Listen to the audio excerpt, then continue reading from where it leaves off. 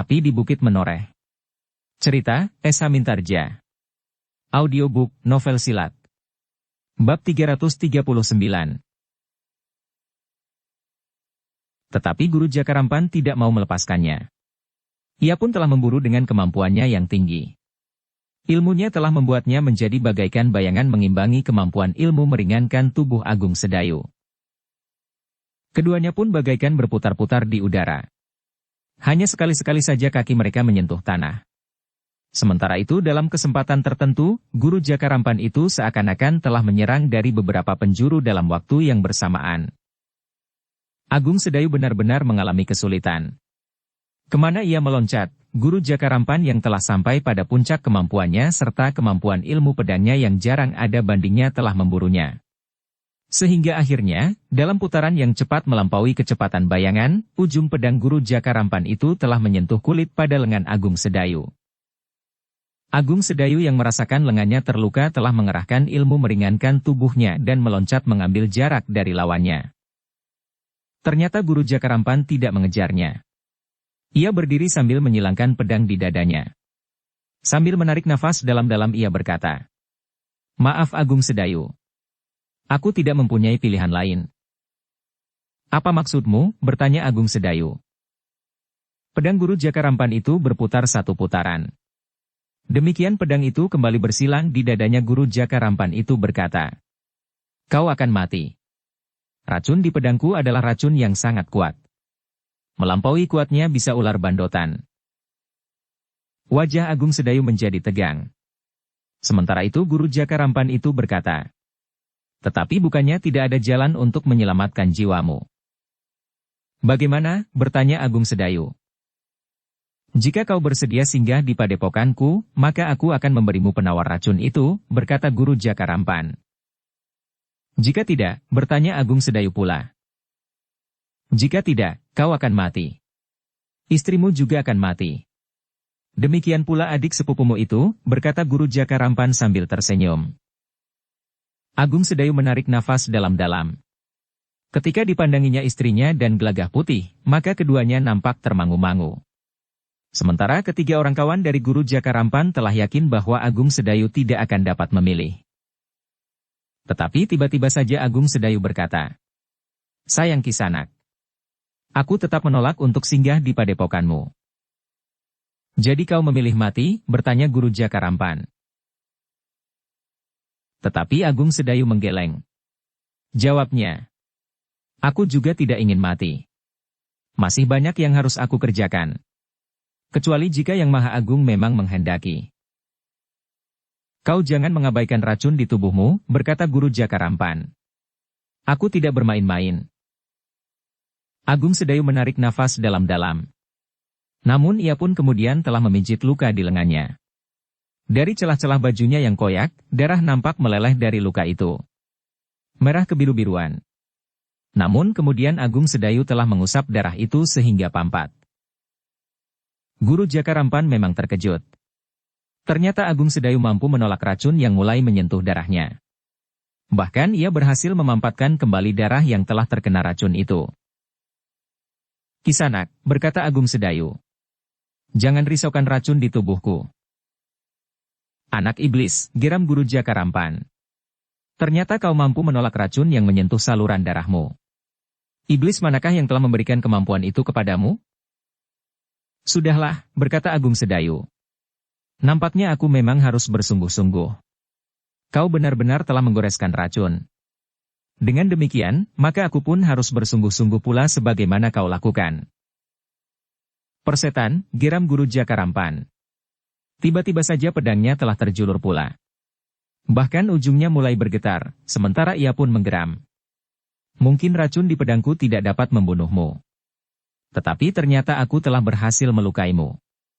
Karena itu maka aku pun yakin, bahwa aku akan mampu membelah jantungmu." Agung Sedayu segera mempersiapkan diri. Ia telah mempergunakan waktu yang sesaat itu untuk mengeterapkan ilmu kebalnya. Bagaimanapun juga, ternyata bahwa Guru Jakarampan itu mampu bergerak sangat cepat. Tetapi selain ilmu kebalnya, maka Agung Sedayu pun kemudian telah mengurai pula senjata andalannya. Sehelai cambuk. Guru Jakarampan itu termangu-mangu sejenak. Katanya kemudian, nasibmu memang buruk Agung Sedayu. Orang yang menyerang padepokan itu hanya mampu melukaimu. Tetapi aku akan membunuhmu. Aku akan berusaha untuk membela diriku sendiri Kisanak, jawab Agung Sedayu. Jantung Guru Jakarampan itu menjadi bagaikan berdegup semakin cepat. Ketika Agung Sedayu menggerakkan juntai cambuknya, orang itu menggeram. Murid dari orang bercambuk ini benar-benar seorang yang berilmu tinggi. Ternyata bahwa pendapat tentang perbandingan ilmu antara Agung Sedayu dan Swandaru akan dapat menyesatkan. Agung Sedayu sama sekali tidak menyahut. Tetapi ia benar-benar sudah siap menghadapi segala kemungkinan. Lawannya yang menyebut dirinya Guru Jakarampan itu seakan-akan memang mempunyai ilmu siluman, sehingga ia dapat berada di beberapa tempat dalam waktu yang hampir bersamaan. Agung Sedayu memang mengerti bahwa hal itu semata-mata karena kemampuan ilmu orang itu. Ia mampu bergerak sangat cepat. Tetapi tidak pada jarak yang terlalu panjang. Demikianlah, maka sejenak kemudian orang itu telah meloncat dengan cepatnya. Seakan-akan telah menghilang. Namun pedangnya pun dengan cepat pula telah terayun mendatar menebas ke arah punggung Agung Sedayu. Agung Sedayu masih sempat bergeser. Demikian pula ketika tiba-tiba saja orang itu telah menyerangnya dari depan. Pedang itu terjulur lurus mengarah ke dada. Meskipun Agung Sedayu telah mengeterapkan ilmu kebalnya, namun Agung Sedayu tidak membiarkan ujung pedang orang itu mengenai dadanya. Agung Sedayu masih belum tahu apakah puncak ilmu orang itu akan mampu menembus ilmu kebalnya itu. Karena itu, maka Agung Sedayu masih juga bergeser mengelak. Tetapi demikian cepatnya, pedang itu telah bergerak mendatar setinggi leher Agung Sedayu. Agung Sedayu itu pun kemudian meloncat surut. Justru beberapa langkah. Tubuhnya yang bagaikan tidak mempunyai bobot itu melambung bagaikan terbang ke arah belakang. Lawannya tidak mau kehilangan kesempatan. Ia pun mampu bergerak cepat meskipun tidak sekaligus pada jarak yang panjang. Tetapi demikian bayangannya menghampiri Agung Sedayu yang menyentuh tanah. Maka cambuk Agung Sedayu pun telah meledak bagaikan memecahkan selaput telinga. Orang itu terkejut. Dengan gerak naluriah, namun dengan kecepatan yang dialasi dengan kemampuan ilmunya, orang itu telah meloncat surut, sehingga ujung cambuk Agung Sedayu tidak mengenainya. Namun ternyata jantung orang itu bagaikan meledak. Dengan nada rendah ia bergumam kepada diri sendiri. Benar-benar ilmu iblis. Suara cambuknya dapat merontokkan isi dada. Sementara itu Sekar Mirah dan Gelagah Putih ternyata mempunyai tanggapan yang berbeda dengan orang-orang yang berdiri termangu-mangu mengawasi pertempuran itu. Mereka menganggap ledakan cambuk yang bagaikan petir di langit itu merupakan puncak kekuatan ilmu Agung Sedayu. Namun Sekar Mirah dan Gelagah Putih mengetahui bahwa justru suara cambuk itu meledak keras-keras, maka Agung Sedayu masih belum memasuki inti kekuatan ilmunya yang dahsyat. Sejenak kemudian, maka pertempuran menjadi semakin cepat dan semakin keras.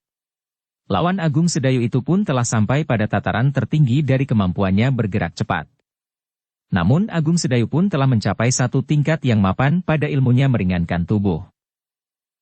Putaran pedang Guru Jakarampan yang menjadi semakin cepat itu bagaikan gumpalan awan yang kehitam-hitaman yang terbang dengan kecepatan terbang burung sikatan menyambar belalang. Namun ujung juntai cambuk Agung Sedayu pun telah berputar pula melindunginya, sehingga setiap kali putaran pedang lawannya mendekatinya, maka ledakan yang memekakkan telinga telah menghentak seperti petir di langit. Jika benturan terjadi, maka getar dari benturan itu telah merambat pada batang senjata masing-masing hingga kemudian bagaikan menggigit telapak tangan. Kekuatan ilmu keduanya benar-benar merupakan kekuatan yang sulit dicari bandingnya. Namun kemudian ternyata bahwa Guru Jakarampan itu mampu membuat perhitungan yang rumit dari putaran senjata Agung Sedayu. Meskipun senjata itu berputar cepat sekali, tetapi lawannya yang dengan teliti memperhitungkannya, dapat seakan-akan menghanyutkan diri pada putaran itu dan memasuki pertahanan Agung Sedayu. Tetapi ternyata bahwa Agung Sedayu pun sempat mengetahuinya, sehingga dengan cepat Agung Sedayu telah menarik cambuknya dan kemudian menghentakkannya sendal pancing ke arah lawannya. Tetapi Guru Jakarampan ternyata mampu bergerak lebih cepat. Sebelum Agung Sedayu sempat menghentakkan cambuknya sendal pancing, ternyata ujung pedang Guru Jakarampan itu telah sempat mengenai sasarannya, menyentuh pundak Agung Sedayu. Sekejap kemudian, pada saat cambuk Agung Sedayu meledak, lawannya itu telah berpaling 3 kali dan dengan satu loncatan yang cepat dan kuat ia telah berdiri tegak dengan pedang yang terjulur ke depan siap menghadapi segala kemungkinan. Tetapi Agung Sedayu masih tetap berdiri di tempatnya. Sementara itu lawannya pun berkata, "Sekali lagi pedangku telah mengoyak tubuhmu. Jika pertempuran ini berlangsung terus, maka tubuhmu tentu akan luka arang-keranjang." Agung Sedayu melangkah mendekat sambil tersenyum. Katanya, "Kau tidak berhasil mengenai tubuhku, Kisanak. Kau hanya dapat menyentuh sapuan juntai cambukku." "Jangan berbohong," guru Jakarampan itu tertawa. Tetapi Agung Sedayu pun tertawa pula. Sambil mengusap pundaknya ia berkata, "Kau lihat? Tidak ada luka di pundakku." Guru Jakarampan itu termangu-mangu. Ia memang tidak melihat luka di pundak Agung Sedayu. Yang dilihat adalah lubang kecil pada baju Agung Sedayu seujung pedangnya. Tetapi pundak itu tidak terkoyak seujung duri pun. Guru Jakarampan itu menjadi semakin berdebar-debar menghadapi lawannya yang termasuk masih muda itu. Namun ia masih ingin membuktikan bahwa ia mampu mengenai tubuh lawannya. Sejenak kemudian serangan-serangannya pun telah datang lagi beruntun, sementara Agung Sedayu berusaha untuk menghindar dan menghalau serangan-serangan yang datang demikian cepatnya. Dengan ilmu meringankan tubuh, maka Agung Sedayu mampu mengimbangi kecepatan gerak lawannya itu. Bahkan ketika lawannya itu meloncat dengan pedang terjulur ke arah dadanya, Agung Sedayu sempat mengibaskan cambuknya. Memang tidak terlalu keras, karena tiba-tiba saja orang itu telah berada di hadapannya. Sejenak kemudian keduanya telah meloncat mundur. Orang itu terbelalak ketika ia tidak melihat luka di dada Agung Sedayu. Bahkan terasa betapa pedihnya lengannya yang disentuh oleh ujung cambuk Agung Sedayu itu. Ketika ia meraba lengannya yang berdarah, ternyata bahwa sebuah luka telah menganga. "Setan kau Agung Sedayu," geram orang itu. "Karah baja pada cambukmu sempat mengoyak kulitku. Sementara itu ternyata kau memiliki ilmu kebal." Agung Sedayu menarik nafas dalam-dalam. Katanya, "Sudahlah Kisanak. Tidak ada gunanya kita bertempur terus. Sekarang, akulah yang mempersilahkan kau ikut bersamaku ke Mataram. Sebenarnya aku tidak ingin singgah. Tetapi karena aku akan bersamamu, maka kami sebaiknya memang harus singgah." "Persetan," geram guru Jakarampan. "Kau kira ilmu kebalmu cukup kuat untuk menahan serangan-seranganku? Apapun yang ada pada kita masing-masing, maka sebaiknya kita tidak bertempur lagi," minta Agung Sedayu. "Kau memang terlalu sombong," geram orang itu. "Bukan maksudku. Tetapi aku mempunyai tawaran penyelesaian yang lain dari yang kau tawarkan," berkata Agung Sedayu pula. Orang itu tidak menjawab. Tetapi tiba-tiba saja pedangnya telah berputar lagi. Sejenak kemudian tubuhnya bagaikan hilang dari tempatnya. Namun serangannya telah datang dari arah yang lain. Pertempuran antara Agung Sedayu dan orang itu pun telah berlangsung lagi. Tetapi seperti sebelumnya, guru Jakarampan itu tidak mempunyai kesempatan untuk mendesak lawannya. Bahkan sekali lagi cambuk Agung Sedayu telah mengenainya. Dalam keadaan yang sulit itu, maka guru Jakarampan itu pun tiba-tiba saja berteriak nyaring kepada kawan-kawannya. Kuasa istri dan saudara sepupunya. Jika Agung Sedayu tidak menyerah, mereka akan dikorbankan. Ketiga orang kawan guru Jakarampan itu pun tiba-tiba telah bergerak. Perintah guru Jakarampan itu tidak perlu diulangi. Dengan serta-merta mereka telah menarik pedang dan siap untuk menguasai Sekar Mirah dan Gelagah Putih. Tetapi teriakan guru Jakarampan itu telah memberikan isyarat pula kepada Sekar Mirah dan Gelagah Putih untuk bersiap menghadapi segala kemungkinan. Karena itu, demikian mereka mendengar teriakan lawan Agung Sedayu, maka Sekar Mirah pun telah mengangkat tongkat baja putihnya, sementara Gelagah Putih pun telah mengurai ikat pinggangnya. Ia tidak mau membuat kesalahan, karena dengan demikian maka keadaan Agung Sedayu akan menjadi sulit. Karena itu, maka ia tidak mempergunakan senjata lain dari senjata yang sudah diyakininya. Ketika ketiga orang itu mendekati Sekar Mirah dan Gelagah Putih, maka keduanya telah bersiap sepenuhnya. Dengan mantap Sekar Mirah berkata, "Kita akan bertempur berpasangan." Gelagah Putih mengetahui maksud Sekar Mirah. Karena itu, maka ia pun segera berdiri di belakang Sekar Mirah menghadap ke arah yang berlawanan. Ketiga orang kawan guru Jakarampan itu pun segera mengepungnya. Namun mereka pun menyadari bahwa menguasai kedua orang itu bukannya pekerjaan yang mudah. Seorang di antara ketiga orang itu memang berusaha untuk mempengaruhi ketahanan jiwani kedua orang itu. Dengan nada berat orang itu berkata, "Kalian bukan Agung Sedayu. Jika Agung Sedayu memiliki ilmu kebal dan ilmu meringankan tubuh yang sangat tinggi, maka kalian tidak akan dapat melakukannya. Karena itu, untuk menghindari kemungkinan buruk terjadi atas kalian, maka kami harap kalian menyerah saja. Meletakkan senjata kalian dan menurut perintah yang kami berikan." Yang menjawab adalah Sekar Mirah. "Maaf Kisanak. Barangkali kami terpaksa membunuhmu." Wajah orang itu menjadi tegang. Dengan geram ia berkata, "Kau juga sombong seperti Agung Sedayu." "Jangan lupa, aku adalah istrinya," berkata Sekar Mirah. "Sifat-sifatnya akan dapat mempengaruhi sifat-sifatku." Persetan, orang itu mulai marah. Sementara itu, terdengar lawan Agung Sedayu berteriak, "Cepat! Kuasai mereka dan paksa mereka untuk tunduk kepada perintah kalian." Ketiga orang itu dengan serta-merta telah bersiap. Senjata mereka segera terangkat. Namun seorang di antara mereka masih berkata, "Lebih baik menyerahlah." Meskipun ketiga orang itu sudah memperhitungkan sebelumnya, bahwa Sekar Mirah tidak akan terlalu mudah menyerah, namun mereka masih juga terkejut, ketika Sekar Mirah yang tidak menjawab itu tiba-tiba saja sudah mengayunkan tongkat baja putihnya. Orang yang kebetulan berada di hadapannya itu harus meloncat surut. Jantungnya terasa berdebar semakin cepat. Tongkat baja putih itu telah terayun menghanyutkan udara dengan gaung yang nyaring. "Betapa kuat ayunannya," berkata orang itu kepada diri sendiri. Namun orang-orang itu adalah orang-orang yang juga cukup berpengalaman. Karena itu, maka mereka pun segera menempatkan dirinya dan dalam waktu sesaat, mereka telah mulai menyerang. Kadang-kadang mereka menyurupkan senjata mereka hampir bersamaan, namun kadang-kadang serangan-serangan mereka datang beruntun susul-menyusul. Namun agaknya Sekar Mirah dan Gelagah Putih telah mengetahui pula rencana Agung Sedayu yang ingin membawa orang-orang itu ke Mataram. Karena itu, maka mereka pun telah berusaha untuk mengimbangi lawan-lawan mereka agar tidak menyulitkan Agung Sedayu. Jika seorang saja dari keduanya dikuasai oleh orang-orang itu, maka mereka akan dapat memaksa Agung Sedayu untuk menyerah. Sementara itu ujung cambuk Agung Sedayu telah menyentuh lagi kulit lawannya, sehingga lukanya pun telah bertambah pula. Ternyata Sekar Mirah dan Gelagah Putih memang tidak mengecewakan. Ketiga orang yang telah lama menjelajahi dunia olah kanuragan itu ternyata telah membentur kekuatan yang luar biasa. Meskipun wujudnya seorang perempuan, tetapi ketika tangannya memutar tongkat baja putihnya, maka ketiga orang itu semakin menyadari bahwa kegarangan tongkat baja putih itu masih tetap mendebarkan jantung. Ketika sekilas orang yang bertempur melawan Agung Sedayu itu sempat melihat ayunan tongkat Sekar Mirah, maka kegelisahannya pun telah memuncak. Ternyata Sekar Mirah telah mengingatkannya kepada kegarangan macan kepatihan.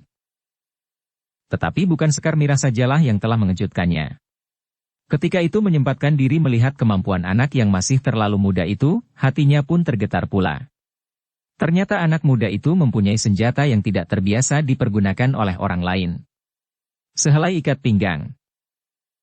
Agung Sedayu dengan sengaja memperlambat tata geraknya, seakan-akan memberi kesempatan kepada lawannya untuk menilai seluruh arena pertempuran itu. Dengan demikian Agung Sedayu berharap bahwa ia mempunyai penilaian yang benar tentang kemungkinan yang dapat terjadi atas dirinya dan ketiga orang kawan-kawannya. Justru karena itu, maka Guru Jakarampan itu mendapat kesempatan untuk melihat apa yang telah terjadi dengan ketiga orang kawan-kawannya. Orang itu tidak menjadi berbesar hati, tetapi justru menjadi semakin berdebar-debar.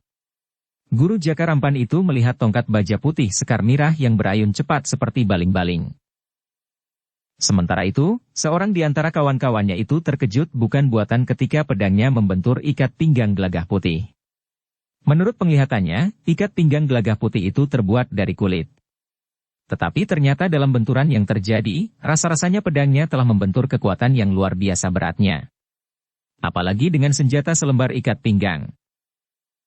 Sebenarnya lah Gelagah Putih telah mempergunakan ikat pinggangnya dengan landasan ilmunya, sehingga jika dikehendaki, ikat pinggangnya itu menjadi sekuat kepingan baja pilihan. Kau lihat kemampuan kawan-kawanmu dibandingkan dengan istri dan sepupuku, bertanya Agung Sedayu kepada lawannya yang tidak dapat mengingkari kenyataan itu. Sementara itu tubuhnya sendiri telah terluka di beberapa tempat.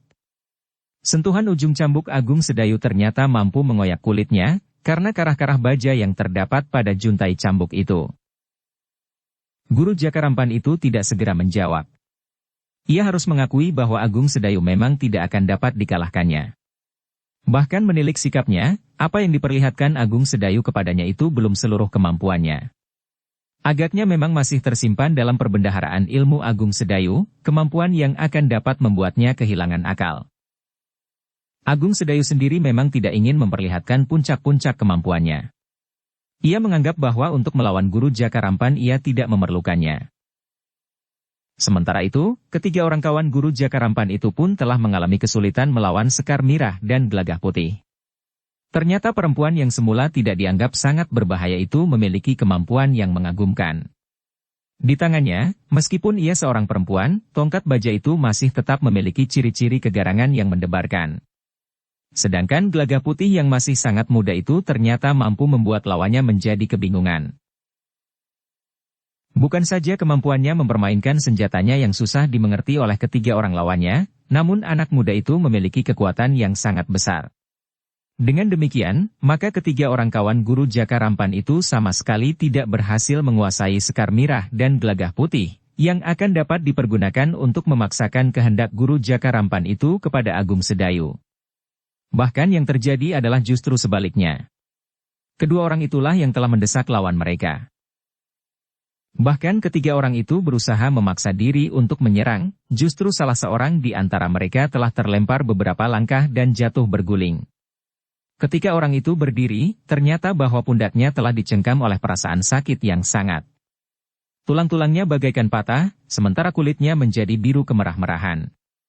Tongkat baja putih Sekar Mirah agaknya dengan cepat telah menyusup di antara senjata lawannya itu dan mengenai pundak salah seorang di antara mereka. Meskipun demikian ketiga orang itu masih berusaha untuk mengatasi keadaan. Mereka telah mengerahkan segenap kemampuan mereka. Betapapun sakit menggigit pundaknya, tetapi orang itu masih juga dengan garangnya bersama dengan kedua kawannya menyerang kedua orang itu hampir bersamaan. Dalam pada itu, ternyata seorang lagi di antara ketiga orang itu terdesak. Dengan serta-merta orang itu telah meloncat beberapa langkah surut untuk mengambil jarak. Ia merasa ujung ikat pinggang anak muda itu menyentuh lambungnya. Tetapi semula ia tidak mengira bahwa sentuhan itu akan dapat membuat lambungnya terluka. Namun ketika ia mengusap lambungnya yang terasa sangat pedih, tangannya telah menyentuh darahnya yang hangat. Demikian ia mengamatinya, maka ternyata bahwa segores luka telah menganga. Gila, geram orang itu. Gelagah Putih dan Sekar Mirah tegak di tempatnya ketika lawan-lawannya berloncatan surut. Dua orang telah terluka. Seorang pundaknya bagaikan dilumpuhkan, sedangkan yang lain, lambungnya telah dikoyakkan. Sementara itu, Agung Sedayu pun telah mengambil jarak pula dari lawannya. Bukan karena terdesak atau keadaannya menjadi sulit, tetapi justru Agung Sedayu berusaha memberikan kesempatan kepada lawannya itu untuk menilai keadaan. Guru Jakarampan itu pun tidak memburunya. Ia benar-benar telah menyadari keadaan. Luka-luka di tubuhnya ternyata telah mengalirkan darah cukup banyak. Nah, apa katamu Kisanak, desis Agung Sedayu. Aku mohon Kisanak sempat mempertimbangkan keadaan. Jika kita memaksa diri untuk saling membunuh, aku kira bukan satu penyelesaian yang terbaik untuk persoalan ini. Sementara itu, kau masih harus memperhatikan keadaan muridmu. Kaulah yang harus bertanggung jawab atas peristiwa yang telah terjadi pada muridmu itu. Guru Jakarampan itu memandang Agung Sedayu dengan tajamnya. Dengan nada dalam ia berkata, "Aku akan bertempur sebagai seorang laki-laki." "Apakah ciri seorang laki-laki jika ia bertempur?" bertanya Agung Sedayu. "Membunuh atau dibunuh?" jawab Guru Jakarampan. Agung Sedayu tersenyum. Katanya, "Betapa mudahnya untuk mati tanpa mempertanggungjawabkan perbuatan. Katakan kepadaku, manakah yang lebih jantan dari seorang laki-laki? Membiarkan dirinya mati untuk menghapuskan tanggung jawabnya, atau mempertanggungjawabkan perbuatannya, apalagi hal itu akan menyangkut keselamatan orang lain." Guru Jakarampan termangu-mangu sejenak. Sementara itu Agung Sedayu berkata selanjutnya, muridmu memerlukan kau. Meskipun kau tidak akan membebaskannya, tetapi kau akan dapat memperingan penderitaannya. Sejenak Guru Jakarampan itu merenung. Ketika ia berpaling kepada Sekar Mirah dan Gelagah Putih, maka mereka pun telah memberikan kesempatan kepada lawan-lawan mereka untuk merenungi keadaan. Baru sesaat kemudian Guru Jakarampan itu berkata, baiklah Agung Sedayu. Aku menyerah. Ternyata aku telah salah menilai kemampuanmu. Aku termakan oleh desas-desus bahwa kau agaknya terlalu malas untuk memasuki sanggar, sehingga adik seperguruanmu telah mampu melampaui ilmumu.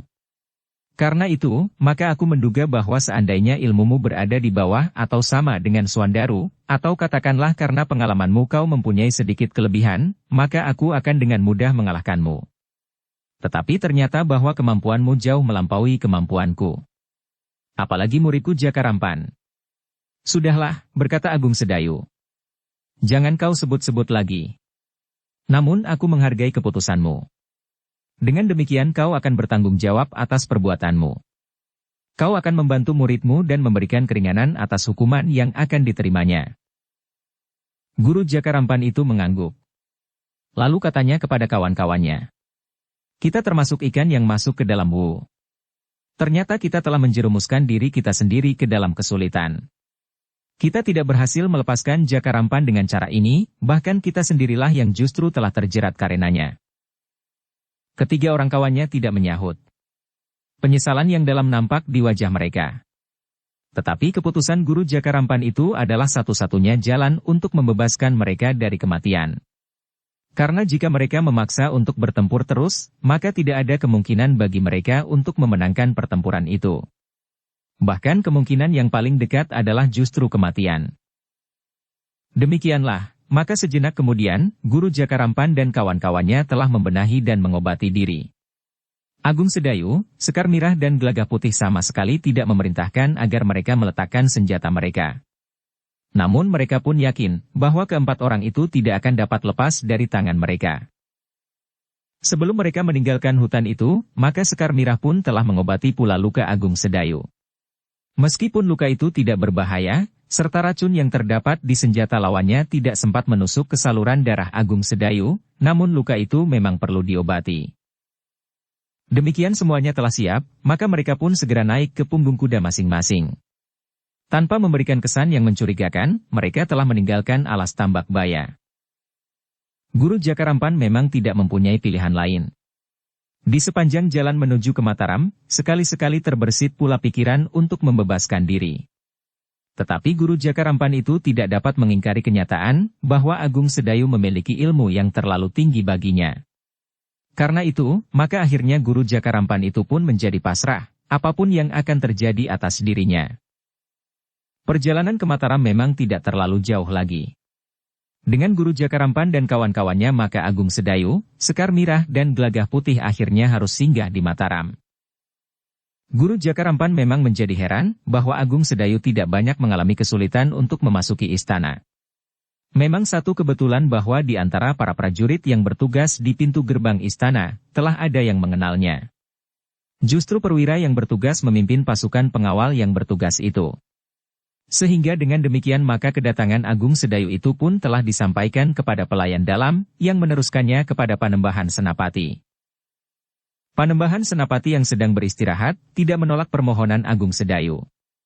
Bagaimanapun juga keduanya pernah menjadi sangat akrab di masa-masa pengembaraan mereka. Karena itu, maka Agung Sedayu pun segera dipersilahkan untuk memasuki Seketheng dan diterima di serambi sebelah kiri. Agung Sedayu menghadap seorang diri. Baru kemudian ia melaporkan apa yang telah terjadi dan dengan siapa ia telah menghadap. Panembahan Senapati mengangguk-angguk. Katanya, jadi kau berhasil menangkap Guru Jakarampan? Secara kebetulan, Panembahan. Hamba tidak sengaja mencarinya. Tetapi Guru Jakarampan itu telah datang sendiri menemui hamba, jawab Agung Sedayu. Panembahan Senapati tersenyum ketika Agung Sedayu juga menceritakan bagaimana Guru Jakarampan itu menyusulnya masuk ke dalam kedai. Bawalah orang itu kemari. Hanya Guru Jakarampan saja, berkata Panembahan Senapati. Namun katanya pula, Kau dapat mengajak istri dan sepupumu untuk bersamamu. Sementara serahkan tawananmu yang lain kepada para prajurit pengawal. Agung Sedayu itu pun kemudian bergeser meninggalkan serambi itu untuk memanggil Guru Jaka Rampan serta Sekar Mirah dan Gelagah Putih. Guru Jaka Rampan benar-benar terkejut ketika ia begitu saja telah menghadap Panembahan Senapati sendiri. Ia sama sekali tidak menduga bahwa Agung Sedayu, penghuni tanah perdikan menoreh serta seorang yang tidak mempunyai kedudukan khusus di Mataram, dapat begitu mudah dan cepatnya menghadap langsung Panembahan Senapati, penguasa tertinggi Mataram yang sedang berkembang. Marilah Kisanak, Panembahan Senapati mempersilahkan Guru Jaka Rampan duduk di atas selembar tikar pandan yang putih berkotak-kotak biru. Namun Guru Jaka Rampan itu telah menundukkan kepalanya dalam-dalam. Aku hanya ingin berbicara sedikit, berkata Panembahan Senapati. Lalu, karena yang akan bertugas untuk mengurus persoalanmu dan muridmu adalah seorang senapati yang telah aku tunjuk. Guru Jaka Rampan hanya mengangguk dalam-dalam tanpa mengucapkan sepatah kata pun. Aku hanya ingin mendengar pengakuanmu, apakah benar bahwa yang dilakukan oleh Jaka Rampan itu karena perintahmu, bertanya Panembahan Senapati. Hamba Panembahan, jawab Guru Jaka Rampan dengan suara bergetar. Ia sama sekali tidak menduga bahwa Panembahan Senapati sendiri yang akan bertanya kepadanya tentang hal itu. Apakah dasar perintahmu itu? Bertanya Panembahan Senapati itu. Ampun Panembahan, jawab Guru Jaka Rampan. Sebenarnya lah hamba didorong oleh perasaan dendam terhadap seseorang. Hamba ingin memanfaatkan murid hamba untuk memukul sebuah padepokan yang kuat di belakang garis pertahanan Panembahan Madiun. Jadi persoalannya adalah persoalan pribadi, bertanya Panembahan Senapati. Guru Jaka Rampan tidak menjawab. Sementara Panembahan Senapati berkata, untuk kepentingan pribadi, kau sudah menyeret dua kelompok prajurit Mataram yang dipimpin oleh Jaka Rampan dan Gondang Bangah. Ampun Panembahan, wajah Guru Jaka Rampan itu menjadi semakin menunduk. Namun dalam pada itu, Panembahan Senapati pun berkata, baiklah. Hanya itulah yang ingin aku ketahui. Demikianlah, sejenak kemudian maka Panembahan Senapati itu pun telah memberi isyarat kepada seorang pelayan dalam untuk memanggil prajurit yang sedang bertugas. Ketika prajurit yang dipanggil itu menghadap, maka Panembahan Senapati telah memerintahkan agar Guru Jaka Rampan dan kawan-kawannya ditahan di tempat yang terpisah dari muridnya. Hati-hatilah. Jaga mereka baik-baik. Pada saatnya semuanya akan jelas, berkata Panembahan Senapati. Seorang perwira dan beberapa orang prajurit kemudian telah menempatkan Guru Jaka Rampan dan ketiga orang kawannya di dalam sebuah bilik yang kokoh. Mereka mendapat pengawasan yang kuat karena para prajurit Mataram itu tahu bahwa Guru Jaka Rampan itu memiliki kemampuan dan ilmu yang tinggi. Sementara itu Panembahan Senapati yang masih berada di serambi bersama Agung Sedayu, Sekar Mirah dan Gelagah Putih sepeninggal Guru Jaka Rampan, berkata, kehadiran gurunya akan memperingan kesalahan Jaka Rampan. Agung Sedayu mengerutkan keningnya. Tetapi sebelum ia bertanya, Panembahan Senapati itu telah berkata selanjutnya. Ternyata niat Jaka Rampan menembus garis pertahanan Madiun dengan diam-diam itu bukan karena keinginannya sendiri. Bukan karena niatnya untuk mengacaukan hubungan antara Mataram dan Madiun yang memang menjadi semakin kalut. Tetapi justru karena gurunya mendendam kepada seseorang, sehingga persoalannya akan terbatas pada persoalan pribadinya, meskipun mungkin akan dapat menimbulkan akibat yang sama. Tetapi niat yang terbersit di hatinya bukannya ingin mendahului perintahku dalam hubungan antara Mataram dan Madiun. Hamba Panembahan, sahut Agung Sedayu. Menurut Guru Jaka Rampan itu, ia telah mendendam kepada saudara seperguruannya. Panembahan Senapati mengangguk-angguk. Namun ia pun telah berkata, persoalannya telah dibatasi pada pertentangan antara murid-murid seperguruan. Tetapi setelah bertempur dengan Guru Jaka Rampan, apakah kau dapat mengenali aliran ilmunya? Agung Sedayu termangu-mangu sejenak. Katanya, ternyata bahwa pengetahuan hamba sangat sempit, Panembahan.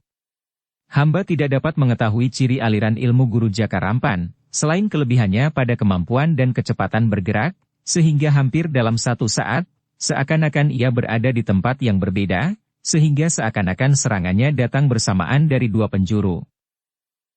Bukan kemampuan untuk menunjukkan dirinya menjadi lebih dari satu dalam satu saat, sebagaimana dapat kau lakukan? Bertanya Panembahan Senapati. Agung Sedayu tersenyum.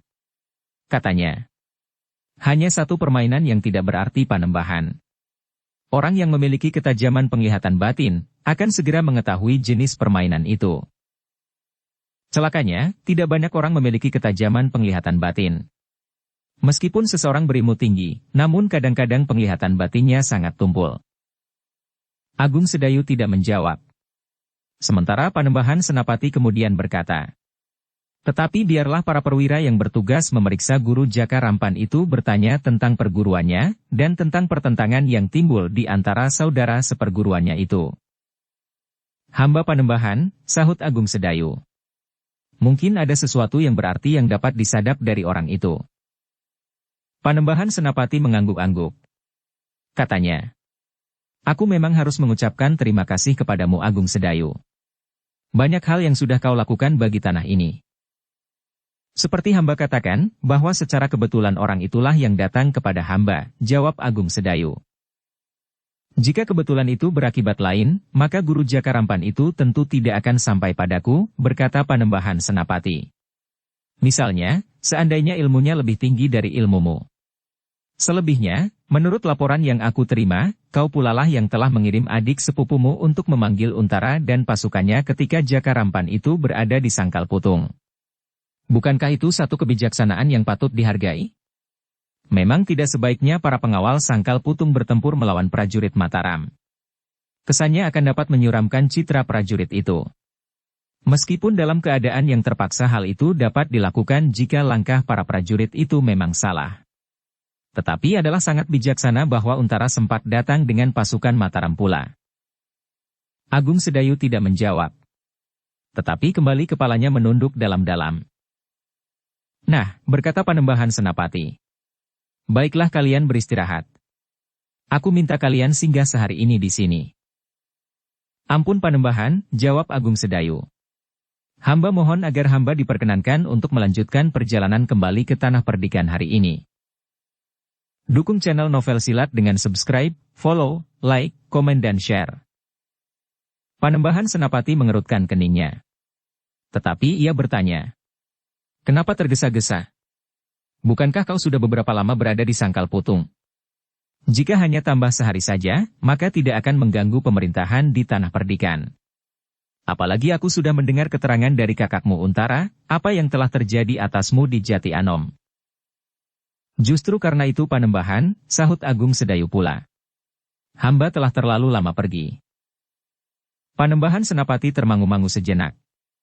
Ketika dipandanginya Agung Sedayu, Sekar Mirah dan Gelagah Putih yang menunduk, maka katanya. Baiklah. Tetapi nanti, sesudah kalian makan siang di sini. Bukankah kalian singgah di kedai hanya untuk minum dan makan makanan saja? Ketiganya tidak dapat menolak. Karena itu, maka mereka pun menunggu sampai saatnya mereka dipersilahkan makan. Seorang pelayan dalam telah mendapat perintah dari Panembahan Senapati untuk menyiapkan 2 buah bilik bagi Agung Sedayu dan Sekar Mirah serta Gelagah Putih. Beristirahatlah sambil menunggu makan dipersiapkan. Aku ingin menjamu kalian kali ini, berkata Panembahan Senapati. Ternyata bahwa Agung Sedayu memang merasa letih setelah ia bertempur melawan guru Jaka Rampan. Bagaimanapun juga, kemampuan guru Jaka Rampan itu perlu diperhitungkan. Karena itulah Agung Sedayu pun telah beristirahat dengan berbaring di dalam bilik yang telah disediakan. Bukankah lukamu tidak apa-apa Kakang? Bertanya Sekar Mirah. Tidak apa-apa. Agaknya besok akan sembuh, jawab Agung Sedayu. Sekar Mirah tidak mengganggunya lagi. Ia sendiri memang tidak terlalu letih, meskipun ia harus bertempur pula. Tetapi tidak sekeras Agung Sedayu. Namun demikian, Sekar Mirah pun telah duduk pula di sebuah amben panjang dengan sandaran tinggi, sehingga ia pun dapat beristirahat sambil mengenang apa yang telah terjadi sepanjang perjalanan mereka dari Tanah Perdikan menoreh sampai ke Sangkal Putung, kemudian Jati Anom, kembali ke Sangkal Putung dan selanjutnya menempuh perjalanan kembali ke Tanah Perdikan. Sementara itu, Agung Sedayu sempat pula merenungi kata-kata guru Jaka Rampan tentang pendapat Suandaru. Di mana ia mendengar bahwa Suandaru menganggapnya terlalu malas untuk berlatih di sanggar, sehingga ilmunya menjadi tersendat-sendat dan tidak meningkat lagi. Agaknya Swandaru telah mengatakan pendapatnya itu kepada anak-anak muda Sangkal Putung, sehingga pada suatu saat dapat didengar oleh guru Jaka Rampan atau pengikut-pengikutnya. Sadar atau tidak sadar, berkata Agung Sedayu di dalam hatinya. Namun hal itu telah menggugahnya untuk sekedar melihat kemampuan yang ada di dalam dirinya. Dalam sebungkus bawaannya, di antara lembar-lembar pakaiannya yang sedikit, terdapat kitab yang dipinjamkan Swandaru kepadanya, dengan permintaan agar Agung Sedayu menyempatkan diri meningkatkan ilmunya, yang menurut Swandaru menjadi agak terbelakang. Sebenarnya lah bahwa beberapa jenis ilmu yang dahsyat yang dimiliki oleh Agung Sedayu sebagian memang tidak bersumber pada ilmu yang diturunkan oleh Kiai Gringsing, meskipun sudah barang tentu sepengetahuan dan seizinnya. Atau setidak-tidaknya mendapat persetujuannya, atau melaporkannya untuk mendapat penilaian kembali, apakah ilmu itu akan menimbulkan tantangan-tantangan di dalam dirinya atau tidak. Tiba-tiba saja Agung Sedayu menarik nafas dalam-dalam. Sebenarnya ia juga merasa gelisah atas penilaian yang salah dari Swandaru itu. Jika pada suatu saat Swandaru itu mengetahuinya, maka hal itu akan dapat menimbulkan persoalan. Setidak-tidaknya di dalam dirinya sendiri. Menurut Agung Sedayu, memang perlu dicari jalan untuk meletakkan anggapan Swandaru tentang dirinya itu pada tempat yang sewajarnya, tanpa menimbulkan kesan seakan-akan ia memang ingin menyombongkan diri. Di ruang yang lain, Gelagah Putih pun telah berbaring pula meskipun matanya tidak terpejam. Ternyata seperti Agung Sedayu, ia memikirkan pendapat Swandaru tentang kemampuan ilmunya dibandingkan dengan ilmu Agung Sedayu. Bahkan rasa-rasanya Gelagah Putihlah yang sekali-kali ingin mencoba kemampuan ilmu Swandaru. Tetapi mereka memang tidak mendapat kesempatan terlalu lama merenung. Beberapa saat kemudian, maka seorang pelayan dalam telah memberitahukan bahwa mereka dipanggil untuk menghadap Panembahan Senapati. Sebenarnya lah Panembahan Senapati telah menjamu mereka makan. Sementara itu, mereka sempat juga berbincang serba sedikit tentang persoalan-persoalan yang timbul menjelang saat-saat terakhir. Terutama setelah Pangeran Benawa meninggal. Dengan demikian Pajang telah menebarkan asap yang hitam, yang membuat kemelut di atas Mataram dan Madiun menjadi semakin gelap. Jadi Panembahan belum sempat bertemu dengan Pamanda Panembahan Madiun, bertanya Agung Sedayu. Panembahan Senapati menggeleng. Katanya, ada-ada saja hambatannya. Tetapi aku benar-benar berniat untuk berbicara. Jika persoalan ini tidak segera menjadi jelas, maka aku akan mengirimkan satu kelompok yang akan membawa pesan-pesan perdamaian bagi Pamanda Panembahan Madiun. Aku memang harus merendahkan diri, karena menurut hubungan keluarga, aku ada pada tataran yang lebih muda.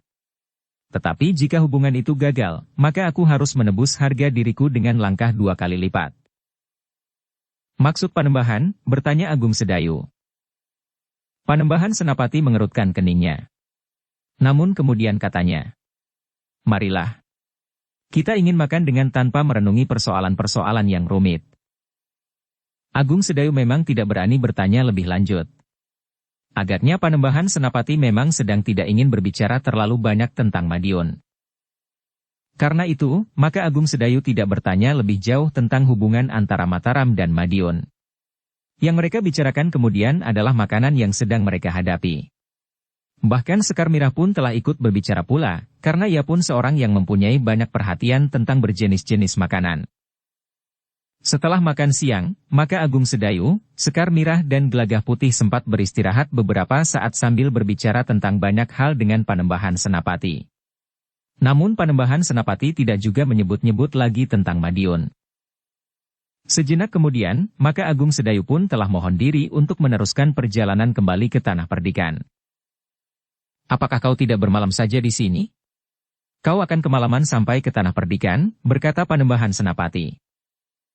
Ampun Panembahan, jawab Agung Sedayu. Hamba ingin segera melihat tanah itu setelah sekian lama hamba tinggalkan. Baiklah, berkata Panembahan Senapati kemudian. Hati-hatilah di perjalanan. Mungkin masih ada rintangan yang akan menghambatmu. Hamba mohon diri Panembahan, berkata Agung Sedayu kemudian. Hamba mohon restu Panembahan, semoga hamba dan istri serta sepupu hamba selamat sampai ke rumah hamba kembali. Demikianlah, maka setelah Sekar Mirah dan Gelagah Putih mohon diri pula, maka mereka pun telah meninggalkan Istana Mataram menuju ke Tanah Perdikan menoreh. Ketika mereka menuruni tepian Kali Praga, maka langit sudah menjadi kemerah-merahan. Meskipun mereka berangkat di permulaan hari, namun karena hambatan di perjalanan serta singgah beberapa lama di Istana Panembahan Senapati, maka perjalanan ke Tanah Perdikan itu mereka tempuh dalam sehari penuh. Meskipun senja sudah turun, namun masih ada juga beberapa orang yang akan bersama-sama menyeberang dalam satu getek yang tidak terlalu besar. Sejenak kemudian, maka mereka pun telah turun di tepian seberang Kali Opak. Setelah membayar upah mereka bertiga kepada tukang satang, maka mereka siap meninggalkan tepian Kali Praga itu. Namun ada saja yang menghambat perjalanan mereka, ketika mereka mulai melangkah menuntun kuda mereka, Gelagah Putih justru berdesis. "Tunggu sebentar Kakang." Agung Sedayu dan Sekar Mirah pun berhenti. Semula mereka tidak begitu memperhatikan apa yang telah terjadi. Namun agaknya Gelagah Putih telah melihat seorang yang naik getek bersama mereka bertengkar dengan tukang satang. "Aku bekerja untuk mendapatkan upah," berkata tukang satang itu. "Karena itu kau harus membayar." "Bukankah orang lain sudah membayar?" Justru orang yang tidak mau membayar itulah yang membentak. "Seandainya aku tidak naik getekmu, aku tetap juga akan menyeberang. Apakah bedanya aku naik atau tidak? Tetapi kau sudah naik getekku. Kau sudah menambah beban pekerjaanku. Karena itu kau harus membayar," jawab tukang satang yang juga menjadi marah. Sementara itu seorang tukang satang telah mendekatinya pula sambil berkata agak sareh. "Kisanak, kami berdua sudah bekerja keras. Pada saat orang-orang lain beristirahat di rumah, minum minuman hangat dan barangkali 1-2 potong makanan, kami masih bergulat dengan getek dan satang di atas air yang agak deras ini. Karena itu, sebaiknya Kisanak jangan memperberat beban kami. Kami sudah melakukan pekerjaan kami. Dan kemudian kami berhak untuk minta upah kami." "Tutup mulutmu," orang yang tidak mau membayar itu membentak semakin keras. Kemudian katanya, "Kau belum mengenal aku heh." Kedua orang tukang satang itu saling berpandangan sejenak. Seorang di antara mereka bertanya, "Siapakah kau?" "Aku yang dikenal sebagai Singaluuk." "Heh, kau pernah dengar nama Singaluuk?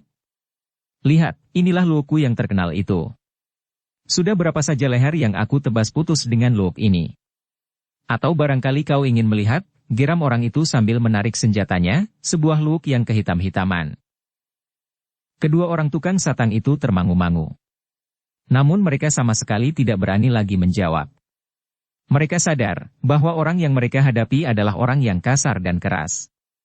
Bahkan bukan tidak mungkin orang itu mempergunakan senjatanya hanya karena beberapa keping uang upah menyeberang. Namun tiba-tiba saja seorang anak muda telah mendekatinya sambil menepuk bahu orang yang menyebut dirinya Singaluuk itu. Ia pun berkata, "Heh, kaukah yang bernama Singaluuk?" Singaluuk berpaling. Ia terkejut melihat anak muda itu. Dengan nada tinggi ia bertanya, "Kau mau apa, anak muda? Kau mau membayar atau tidak?" bertanya anak muda itu. Agung Sedayu yang menyaksikan tingkah Gelagah Putih itu hanya menarik nafas panjang. Namun ia tidak mencegahnya, karena yang dilakukan oleh Gelagah Putih itu termasuk salah satu kewajibannya. Melindungi orang yang lemah yang diperlakukan tidak adil oleh orang lain yang lebih kuat daripadanya. Orang yang menyebut dirinya Singaluuk itu memandang Gelagah Putih dengan heran. "Kau berani menegur aku seperti itu? Siapakah kau anak muda? Apakah kau sudah jemu hidup?" "Aku adalah anak Tanah Perdikan Menoreh," jawab Gelagah Putih. "Namaku Gelagah Putih. Kedua orang itu adalah saudara-saudaraku. Namanya Agung Sedayu dan istrinya, Mbokayu Sekar Mirah." Mata orang itu terbelalak. Dipandanginya Agung Sedayu dan Sekar Mirah berganti-ganti. Dalam keremangan ujung malam orang itu tidak melihat dengan jelas. Namun ketika ia mendengar nama Agung Sedayu, maka orang itu pun dengan gagap bertanya, "Maksudmu Agung Sedayu dari Tanah Perdikan Menoreh?" "Iya," jawab Gelagah Putih. "Apa ada Agung Sedayu yang lain lagi?" "Tidak. Aku tidak pernah mendengar bahwa ada Agung Sedayu yang lain," jawab orang itu.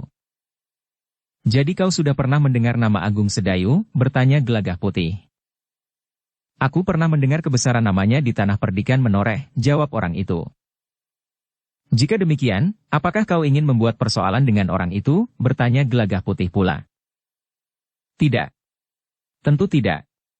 Biarlah aku pergi saja, berkata orang yang menyebut dirinya Singaluuk itu.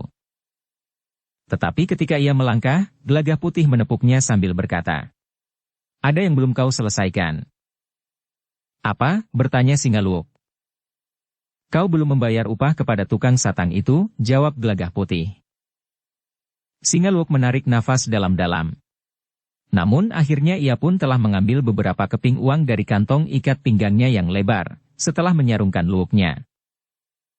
Tanpa mengatakan apapun juga, baik kepada tukang satang maupun kepada Gelagah Putih, apalagi kepada Agung Sedayu dan Sekar Mirah, maka orang itu pun telah melangkah dengan langkah-langkah panjang meninggalkan tepian.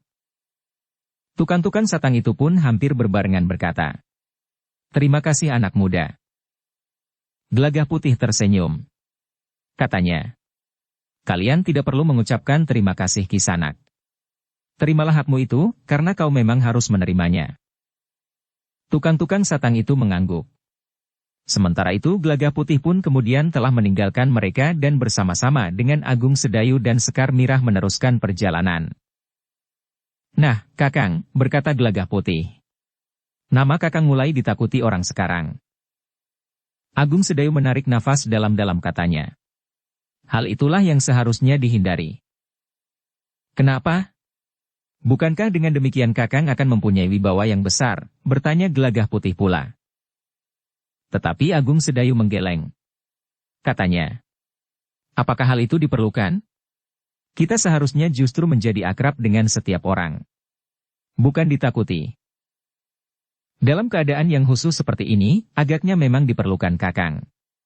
Baru saja kita dihadapkan pada satu contoh yang jelas.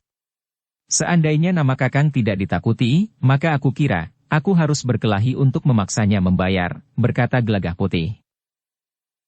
"Tetapi antara orang itu dan aku, tentu terbentang jarak. Demikian juga dengan orang-orang lain yang mempunyai tanggapan kepadaku yang sama dengan orang itu," berkata Agung Sedayu. Lalu katanya, "Bagiku, yang baik adalah bahwa kita mempunyai kedudukan seperti orang-orang lain. Dengan demikian, kita tidak harus membawa beban, justru karena kita dianggap berbeda dengan orang lain itu." Gelagah Putih mengerutkan keningnya. Ternyata ia mempunyai pendapat yang berbeda dengan Agung Sedayu. Menurut pendapat Gelagah Putih, Agung Sedayu terlalu rendah hati, sehingga baginya nama yang besar itu akan menjadi beban. Tetapi menurut Gelagah Putih, kadang-kadang memang diperlukan kebesaran nama seseorang. Bukan saja karena jabatannya, tetapi juga karena pribadi dan kemampuannya. Tetapi Gelagah Putih tidak berani menyatakannya, sebagaimana ia juga tidak berani menyatakan sikapnya tentang Suandaru kepada Agung Sedayu, apalagi kepada Sekar Mirah, adik Suandaru itu. Seandainya ia menjadi Agung Sedayu, maka ia akan meyakinkan kepada adik seperguruannya itu, bahwa ilmunya lebih tinggi dan mapan. Kakang Agung Sedayu terlalu tertutup hatinya. Hal itu kadang-kadang justru dapat menyulitkannya. Banyak persoalan yang harus tertunda penyelesaiannya.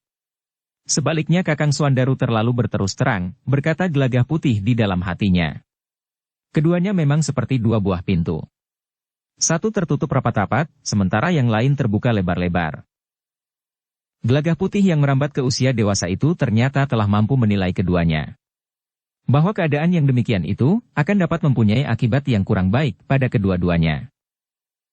Meskipun pada dasarnya, sifat dan watak Gelagah Putih sangat dipengaruhi oleh sifat dan watak Agung Sedayu, tetapi sifat dan watak gurunya yang lain, Ki Jayaraga, berpengaruh pula padanya. Selain mereka, maka pengaruh Raden Rangga pada sifat dan watak Gelagah Putih pun cukup besar. Namun demikian, Gelagah Putih adalah satu pribadi yang utuh tersendiri. Ia bukan tiruan dari pribadi-pribadi yang ada di sekitarnya. Demikianlah, ketiganya mulai memasuki tanah perdikan menoreh di saat malam mulai turun. Namun jalan-jalan di tanah perdikan itu sudah mereka kenal dengan baik, sehingga meskipun malam menjadi kelam, mereka sama sekali tidak merasa terganggu. Karena itu, meskipun tidak terlalu kencang, maka mereka telah membawa kuda-kuda mereka berlari menyusuri jalan-jalan bulak dan padukuhan. Beberapa kali ketiga orang itu harus berhenti di mulut-mulut lorong karena satu dua orang yang telah berada di gardu telah menyapa mereka. Meskipun ketiga orang itu segera ingin sampai ke padukuhan induk, namun mereka tidak dapat begitu saja mengabaikan sapa anak-anak muda dan bahkan orang-orang lain yang berpapasan. Meskipun agak lambat, namun akhirnya ketiganya telah memasuki padukuhan induk. Mereka bertiga sepakat untuk tidak langsung pulang ke rumah mereka, tetapi mereka akan singgah lebih dahulu di rumah Ki Gede untuk melaporkan kehadiran mereka, karena sudah terlalu lama meninggalkan tanah perdikan. Kedatangan mereka di rumah Ki Gede memang mengejutkan. Namun seluruh keluarga Ki Gede dan para pengawal yang kebetulan bertugas meronda malam itu menyambut kedatangan mereka dengan gembira. Oleh Ki Gede mereka telah diterima di ruang dalam. Agaknya Ki Gede juga ingin mengetahui apa saja yang telah terjadi dengan mereka, sehingga rasa-rasanya mereka telah terlalu lama meninggalkan tanah perdikan itu. Namun agaknya Ki Gede menyadari bahwa ketiga orang itu masih terlalu letih untuk bercerita panjang lebar. Karena itu, Ki Gede hanya ingin tahu serba sedikit apa yang telah terjadi di perjalanan mereka mengunjungi Sangkal Putung dan Jati Anom. Agung Sedayu pun kemudian menceritakan dengan singkat pengalaman perjalanannya bertiga. Namun yang penting untuk diketahui oleh Ki Gede tidak ada yang terlampaui. Ki Gede memang tidak ingin membicarakannya saat itu. Karena itu maka katanya, "Baiklah. Laporanmu sudah aku dengar Agung Sedayu. Aku tahu bahwa kalian perlu beristirahat. Karena itu, biarlah besok kita berbicara lebih panjang. Aku harap kalian datang di saat matahari sepenggalah. Aku akan mengundang para bebahu tanah perdikan. Meskipun barangkali tidak banyak yang akan dapat mengikuti persoalan yang berkembang antara Mataram dan Madiun, namun biarlah mereka mendengar serba sedikit pengalaman perjalananmu, karena mereka pun telah menunggu-nunggu kehadiranmu kembali di tanah perdikan ini." "Baiklah Ki Gede," sahut Agung Sedayu. "Perkenankanlah kini kami mohon diri. Kalian tentu ingin segera membersihkan diri dan kemudian tidur dengan nyenyak. Ki Jayaraga pun tentu akan senang menerima kedatangan kalian," berkata Ki Gede kemudian. Agung Sedayu, Sekar Mirah dan Gelagah Putih pun segera mohon diri untuk kembali ke rumah mereka yang telah mereka tinggalkan untuk beberapa lama. Ki Jayaraga menjadi sangat gembira menerima kedatangan Agung Sedayu, Sekar Mirah dan Gelagah Putih pulang. Dengan nada tinggi ia berkata, "Sudah terlalu lama aku merasa kesepian di rumah. Aku kira kalian telah melupakan tanah perdikan ini." Agung Sedayu tertawa. Katanya, "Ada sesuatu yang telah menahan kami. Justru karena di sini ada Ki Jayaraga, kami tidak merasa tergesa-gesa." "Ah, ada-ada saja kau Agung Sedayu," sahut Ki Jayaraga. "Tetapi sayang, aku tidak menanak nasi sore ini. Aku makan sisa nasi tadi siang yang masih banyak." "Sudahlah," berkata Sekar Mirah. "Aku akan menanak nasi. Aku juga tidak menyediakan lauk pauk," desis Ki Jayaraga pula. Agung Sedayu, Sekar Mirah dan Gelagah Putih tertawa. Sementara itu, pembantu di rumah itu pun telah menyambut pula kedatangan mereka dengan gembira. Ki Jayaraga kemudian sempat menanyakan keselamatan perjalanan mereka. Demikianlah, maka Agung Sedayu, Sekar Mirah dan Gelagah Putih pun telah berganti-ganti membersihkan diri. Sementara Sekar Mirah memang pergi ke dapur untuk menghidupkan perapian.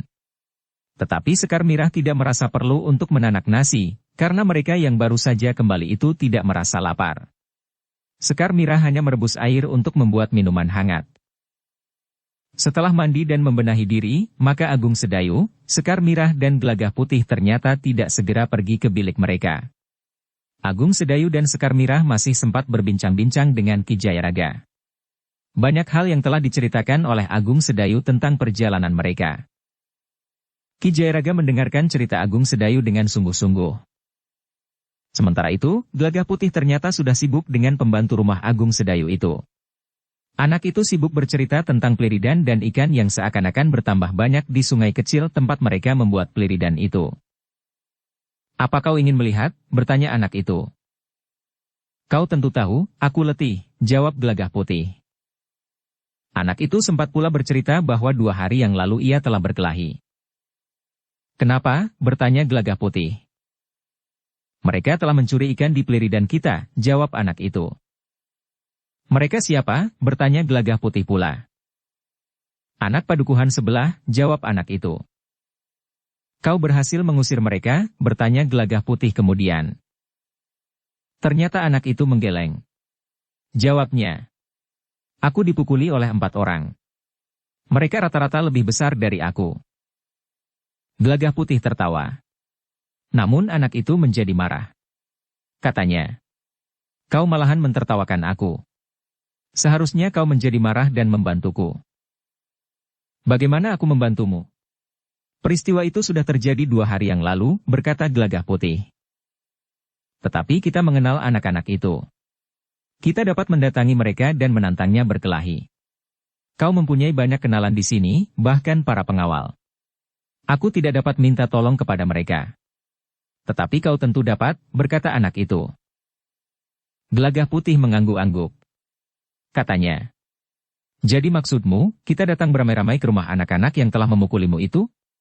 Menantang mereka berkelahi atau sekedar memukuli mereka beramai-ramai? Jika kita dapat mengajak 20 orang anak-anak muda di padukuhan ini, maka kita akan dapat memukuli mereka, jawab anak itu. Gelagah Putih masih mengangguk-angguk. Namun kemudian ia pun bertanya. Tetapi bagaimana jika keempat anak itu pada hari lain datang kembali, bersama-sama dengan 40 kawan-kawan mereka dan memukuli kita beramai-ramai? Kita mencari kawan lebih banyak lagi, jawab anak itu. Dan mereka pun mencari kawan jauh lebih banyak lagi. Nah, bukankah dengan demikian akan dapat timbul perang? Apalagi mereka adalah anak-anak tanah perdikan ini pula. Apakah kita akan senang melihat anak-anak muda dari tanah perdikan ini saling berperang? Bahkan mungkin akan dapat jatuh korban. 1 atau 2. Nah, bayangkan, ibunya tentu akan menangisinya. Apalagi jika kebetulan ia anak tunggal. Anak itu termangu-mangu sejenak. Namun kemudian ia pun menarik nafas dalam-dalam sambil berkata, karena itu, ajari aku berkelahi, supaya aku tidak perlu bantuan orang lain. Gelagah Putih tertawa. Katanya, bukankah aku sudah mengajarimu berkelahi? Tetapi aku masih kalah berkelahi dengan anak yang sedikit lebih besar dari aku, meskipun ia hanya seorang diri, berkata anak itu. Jadi jika kau nanti pandai berkelahi, maka kau akan berkelahi dengan anak-anak yang lebih besar darimu, bertanya Gelagah Putih. Aku akan memukuli mereka yang berani menantang aku, jawab anak itu. Gelagah Putih tertawa pula. Katanya, kau keliru.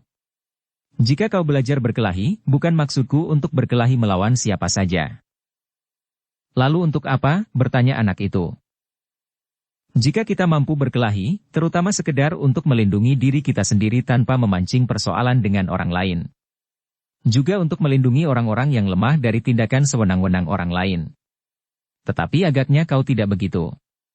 Jika kau mampu berkelahi dengan baik, kau tentu akan menantang anak-anak yang sedang bermain di pinggir jalan atau mereka yang sedang bekerja di sawah.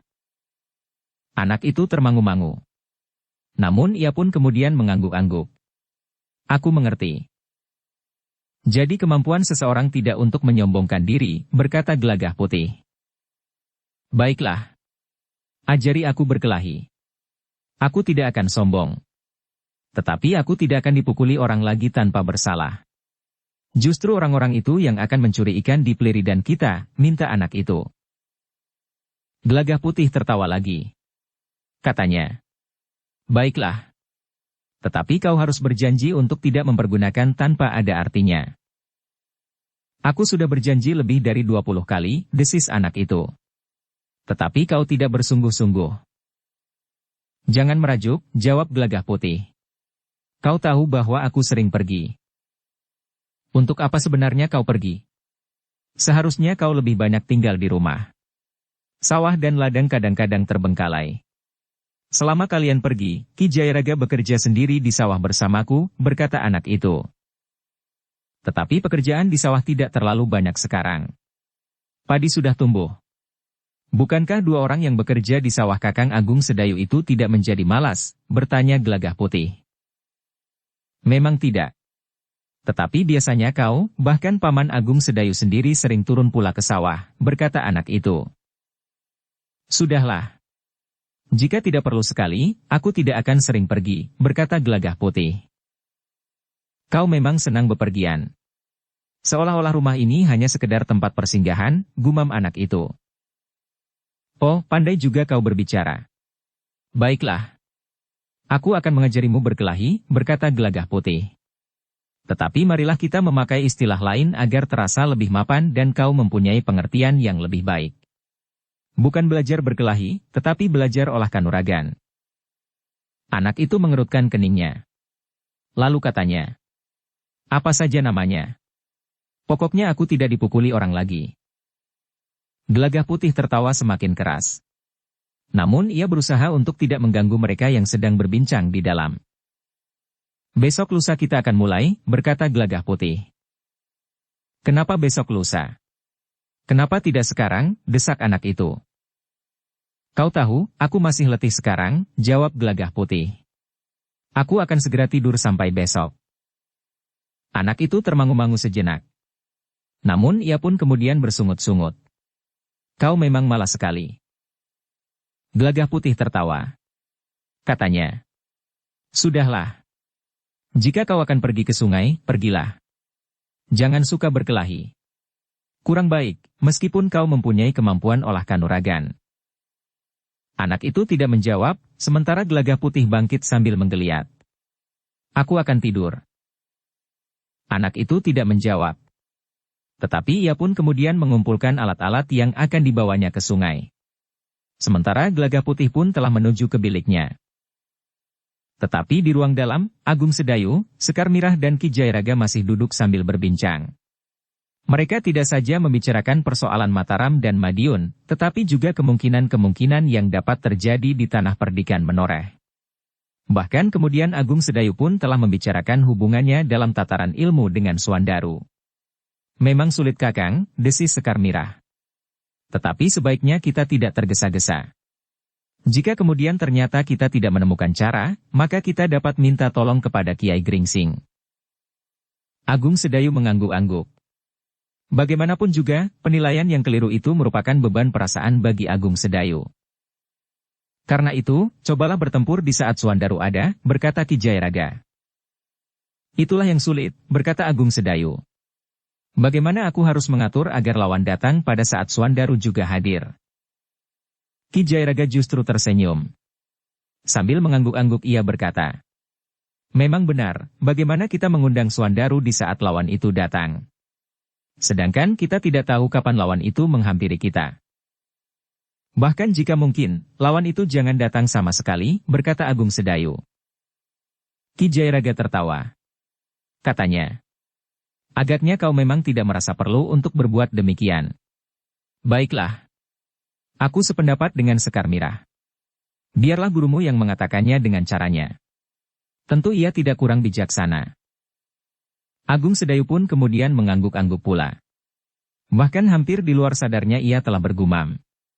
Aku juga telah diserahi untuk membawa kitab guru. Oh, jadi Suandaru menyerahkannya kepadamu, bertanya Ki Jayaraga. Ya. Hal itu dilakukan sebagai salah satu akibat kesalahpahaman itu. Ia mengharap agar ilmuku dapat meningkat serba sedikit. Namun bagaimanapun juga, maksud Suandaru tentu baik. Ia ingin saudara seperguruannya tidak selalu terluka dalam hampir setiap pertempuran. Ah, apakah kau tentu terluka di setiap pertempuran? Bertanya Ki Jayaraga. Tetapi aku memang sering mengalami. Sudah beberapa kali aku terluka dalam pertempuran, jawab Agung Sedayu. Tetapi kau berkesempatan memenangkan pertempuran-pertempuran itu. Jika kau tidak sempat keluar dari pertempuran itu, maka kau memang tidak akan pernah terluka lagi, sahut Ki Jayaraga. Ah, jangan berkata begitu. Sekar Mirahlah yang menyahut. Maaf, bukan maksudku. Tetapi agaknya memang agak terlanjur, jawab Ki Jayaraga. Sekarang aku pun terluka, berkata Agung Sedayu. Luka kecil. Tetapi bukankah kau tidak terganggu karena luka itu? Bertanya Ki Jayaraga. Agung Sedayu menarik nafas dalam-dalam. Namun kemudian ia berkata, tetapi aku memang ingin memperbaharui ingatanku tentang kitab guru. Aku akan mengambil kesempatan untuk membacanya dan mengingat-ingat bagian-bagian yang penting. Mungkin pada suatu saat aku sangat memerlukannya. Tetapi kau mempunyai kesempatan untuk menekuni ilmu yang terdapat dalam kitab itu tetapi belum kau kuasai dengan baik, berkata Ki Jayaraga. Ada dua kemungkinan yang dapat aku lakukan. Memperbanyak jenis ilmu yang dapat aku kuasai, atau memperdalam yang memang sudah ada, jawab Agung Sedayu. Lalu katanya, tetapi agaknya aku cenderung untuk memperdalam apa yang telah ada padaku. Mungkin akan sangat berarti bagi perkembangan ilmuku sebagai bekal pengabdianku kelak. Kau aneh Agung Sedayu, berkata Ki Jayaraga. Bagiku kau adalah orang yang mumpuni. Orang yang sudah tuntas dalam olah kanuragan dan olah kajiwan. Apalagi yang akan kau pelajari untuk meningkatkan ilmumu? Dukung channel Novel Silat dengan subscribe, follow, like, komen dan share. Ki Jayaraga. Aku sama sekali tidak ingin menjadi orang yang memiliki kemampuan tertinggi di seluruh muka bumi, karena aku yakin bahwa setiap orang betapapun tinggi ilmunya, mempunyai kelemahan masing-masing. Tetapi apa salahnya jika seseorang berusaha untuk meningkatkan kemampuannya yang dapat diabdikan bagi sesama? Memang yang nampak tidak ada bedanya dengan orang yang tamak dan berkeinginan untuk berkuasa karena kekuatan yang ada pada dirinya. Namun jiwanya lah yang berlainan. Ki Jayaraga menarik nafas dalam-dalam. Katanya, alangkah bangganya hati ini jika aku dapat melakukannya pula. Kenapa tidak? Bertanya Agung Sedayu. Tetapi aku sudah terlalu tua untuk ikut serta menempa diri sebagaimana dilakukan oleh orang-orang yang lebih muda, berkata Ki Jayaraga. Tetapi Agung Sedayu tertawa. Dengan nada tinggi ia berkata, jadi Ki Jayaraga sudah merasa dirinya terlalu tua untuk meningkatkan diri? Ki Jayaraga merenung sejenak. Namun ia pun kemudian tersenyum sambil berkata, mudah-mudahan tidak. Mudah-mudahan aku masih mempunyai kemauan untuk melakukannya. Syukurlah, berkata Agung Sedayu. Masih banyak tugas yang menunggu di hadapan kita. Ki Jayaraga mengangguk-angguk. Namun kemudian ia pun berkata, tetapi bukankah kalian masih letih? Jika kalian ingin beristirahat, silahkan. Besok kita akan bercerita lagi tentang perjalanan kalian. Agung Sedayu dan Sekar Mirah tersenyum. Namun Agung Sedayu masih sempat berkata, agaknya Ki Jayaraga juga sudah mengantuk. Ki Jayaraga pun tertawa pula. Desisnya. Barangkali memang demikian. Selamat malam. Ki Jayaraga lah yang kemudian mendahului meninggalkan Agung Sedayu dan Sekar Mirah, kembali ke dalam biliknya. Baru sejenak kemudian Agung Sedayu dan Sekar Mirah pun pergi beristirahat. Di hari berikutnya, ketika matahari naik sepenggalah, maka Agung Sedayu dan Gelagah Putih telah berada di rumah Ki Gede. Sekar Mirah sengaja tidak ikut bersama mereka. Ia tahu bahwa pertemuan itu adalah pertemuan resmi. Ternyata di antara para bebahu dan para pemimpin yang lain di Tanah Perdikan, telah hadir pula dua orang tamu. Dua orang yang datang dari barak pasukan Mataram yang ada di Tanah Perdikan. Ketika mereka yang diharapkan datang telah hadir hampir seluruhnya, maka Ki Gede telah membuka pertemuan itu. Kepada mereka yang datang ke pendapa Ki Gede berkata, baiklah Kisanak. Sebelum kita berbicara tentang diri kita sendiri, maka dua orang tamu yang hadir di sini agaknya perlu aku perkenalkan. Keduanya adalah perwira-perwira muda dari pasukan khusus Mataram yang ada di Tanah Perdikan ini. Keduanya memang belum lama bertugas di barak pasukan khusus itu, sehingga agaknya banyak di antara kita yang belum mengenalnya. Kedua orang itu mengangguk hormat kepada para pemimpin di Tanah Perdikan itu. Sementara itu Ki Gede melanjutkan. Keduanya telah ditugaskan untuk bertemu dengan para pemimpin Tanah Perdikan ini. Adalah satu kebetulan bahwa hari ini kita sedang mengadakan pertemuan, sehingga keduanya dapat sekaligus berbicara langsung dengan Kisanak semuanya. Nah, agar tugas mereka segera dapat mereka laksanakan, maka baiklah kita memberikan waktu lebih dahulu kepada mereka berdua. Salah seorang dari kedua perwira itu pun kemudian telah bergeser setapak maju. Atas nama mereka berdua perwira itu pun kemudian berkata, kami mengucapkan terima kasih atas kesempatan bertemu dengan Kisanak semua. Satu kesempatan yang sebelumnya tidak kami duga. Perwira itu berhenti sejenak, lalu. Nah, perkenalkanlah kami menyampaikan pesan dari Senapati yang kini memimpin pasukan khusus di Tanah Perdikan ini. Senapati kami yang baru ingin mengundang para pemimpin Tanah Perdikan ini, khususnya Ki Gede, untuk menghadiri satu pertemuan perkenalan dengan Senapati kami yang baru. Ki Gede mengangguk-angguk.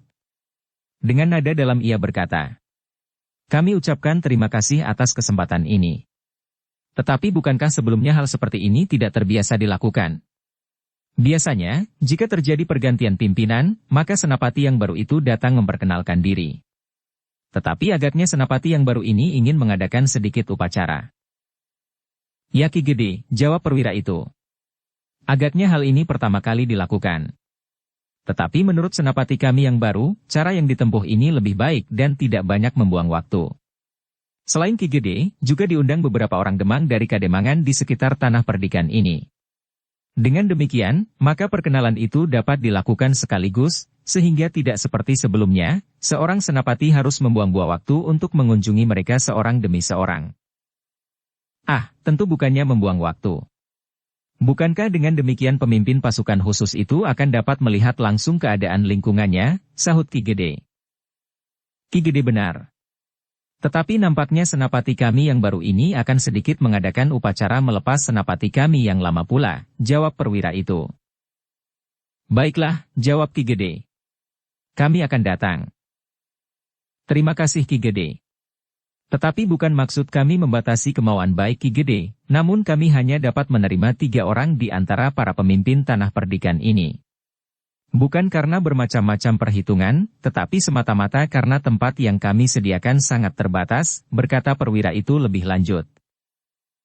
Baiklah. Kami akan datang bertiga, jawab Ki Gede kemudian. Itu memang sudah cukup. Para perwira itu mengangguk-angguk. Kemudian perwira itu pun memberitahukan tentang saat dari pertemuan itu. Ternyata saatnya sudah terlalu dekat. Sore nanti, bertanya Ki Gede. Ya Ki Gede, sore nanti. Saat matahari turun, jawab perwira itu. Lalu, agar mereka yang datang dari jarak yang agak panjang, tidak kegelapan di perjalanan kembali setelah upacara itu selesai. Lebih-lebih mereka yang datang dari seberang bukit. Ki Gede mengangguk-angguk mengiyakan. Dengan nada datar Ki Gede pun kemudian berkata, Kisanak, sampaikan ucapan terima kasih kami, para bebahu tanah perdikan menoreh atas kesempatan ini. Kami akan memerlukan datang meskipun pemberitahuan ini terlalu tiba-tiba. Tetapi kami mengerti bahwa agaknya rencana ini pun dibuat dengan tiba-tiba. Ki Gede benar. Senapati kami yang baru itu tiba malam tadi. Ia segera membuat perintah-perintah yang harus kami lakukan. Antara lain mengundang para pemimpin dari tanah perdikan ini dan beberapa kademangan di sekitar tanah perdikan ini, jawab perwira muda itu. Namun kemudian katanya, tetapi baiklah kami segera mohon diri, karena tugas kami sudah kami selesaikan. Agaknya tidak pantas jika kami ikut dalam pertemuan para pemimpin tanah perdikan ini. Tetapi jika kalian berdua menghendaki, kami tidak mempunyai keberatan, sahut Ki Gede. Terima kasih Ki Gede. Sebaiknya kami mohon diri, berkata perwira itu. Ki Gede memang tidak menahannya. Karena itu, maka kedua orang perwira muda itu pun segera meninggalkan rumah Ki Gede dan kembali ke barak pasukan khusus. Sepeninggal kedua perwira itu, maka Ki Gede pun telah membuka pertemuan itu.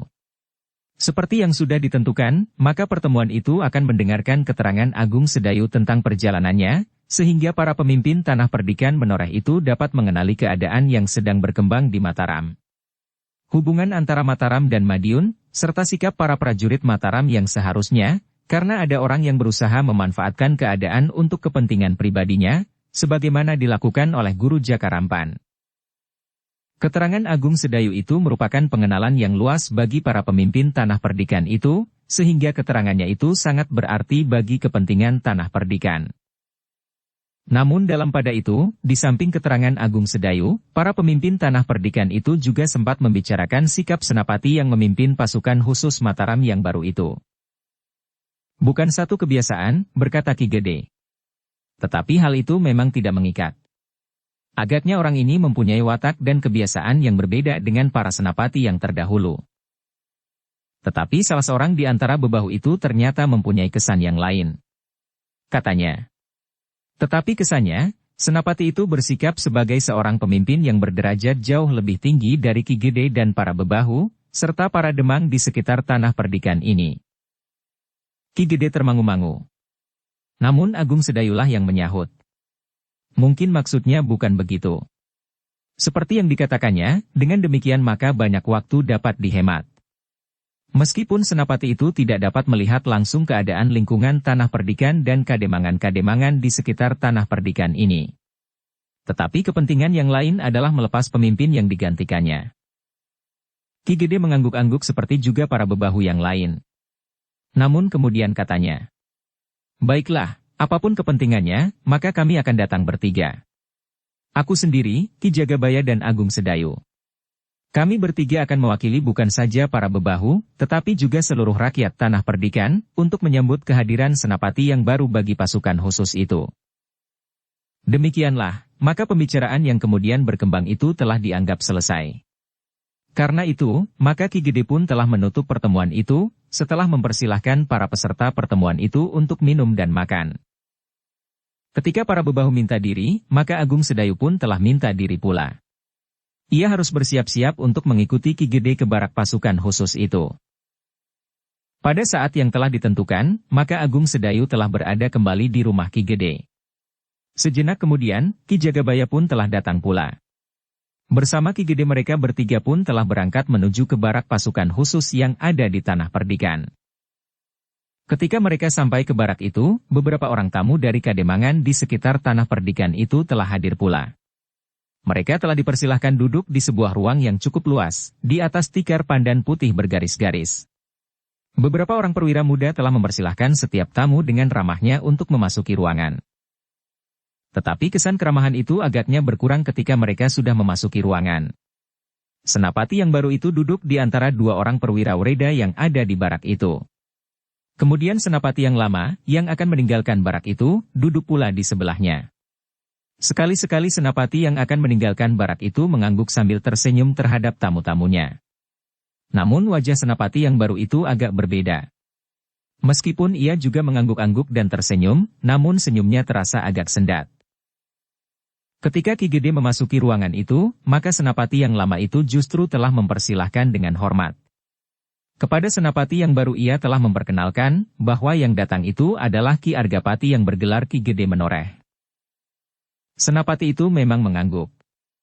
Tetapi nampak bahwa wajahnya tetap sepi. Seakan-akan tidak mengandung kesan apapun juga. Ki Gede memang tertegun sejenak melihat sikap itu.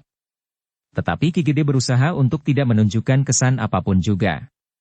Sebagai orang yang sudah mengendap maka sikapnya adalah sikap yang dewasa. Beberapa saat kemudian, maka nampaknya para tamu yang diundang telah hadir. Sehingga dengan demikian pertemuan itu pun segera dimulai. Seorang perwira yang dianggap cukup tua dan telah berada di Tanah Perdikan cukup lama, telah mengantarkan pertemuan itu. Perwira itulah yang telah memperkenalkan senapati yang baru itu kepada mereka yang diundang hadir di barak itu, sementara perwira itu pula lah yang menguraikan kata-kata pelepasan kepada senapati yang lama, yang akan meninggalkan barak itu. Tidak ada yang aneh dan yang harus mendapat perhatian khusus dalam pertemuan itu. Kedua orang senapati itu telah mengatakan sesorah masing-masing. Seorang telah minta diri kepada para pemimpin yang hadir dari Tanah Perdikan Menoreh dan kademangan-kademangan di sekitar Tanah Perdikan Menoreh, sedangkan yang lain menyatakan bahwa ia datang untuk menjalankan perintah, memimpin pasukan khusus Mataram yang ada di Tanah Perdikan Menoreh.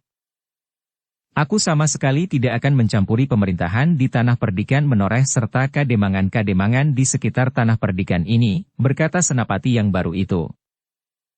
Para pemimpin dari Tanah Perdikan Menoreh serta kademangan-kademangan itu pun mengangguk-angguk. Isi dari sesorah senapati yang baru itu memang menarik. Tetapi sikapnya masih tetap seperti semula. Wajahnya nampak suram dan hampir tidak pernah nampak senyum di bibirnya.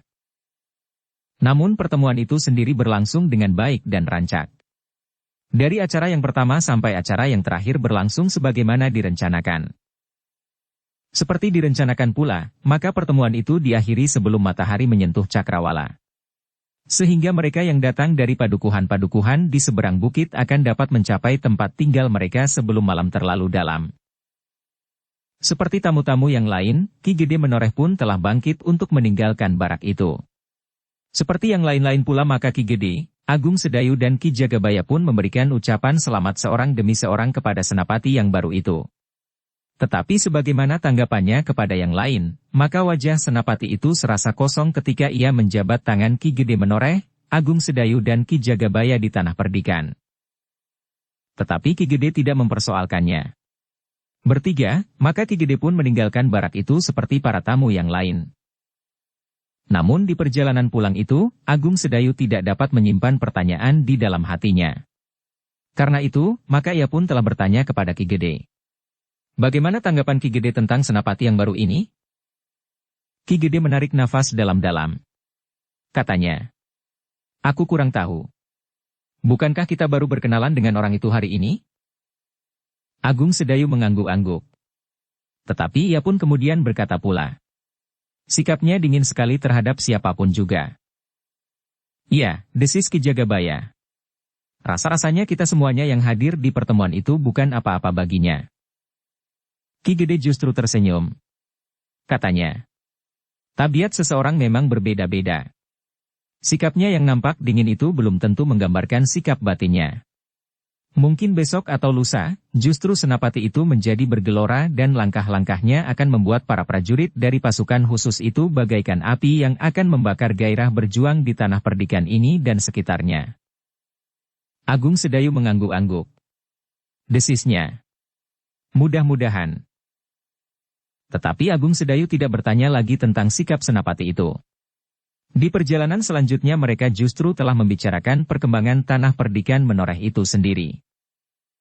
1-2 hari berikutnya, tidak nampak perubahan yang menarik perhatian dari sikap para prajurit di barak khusus itu.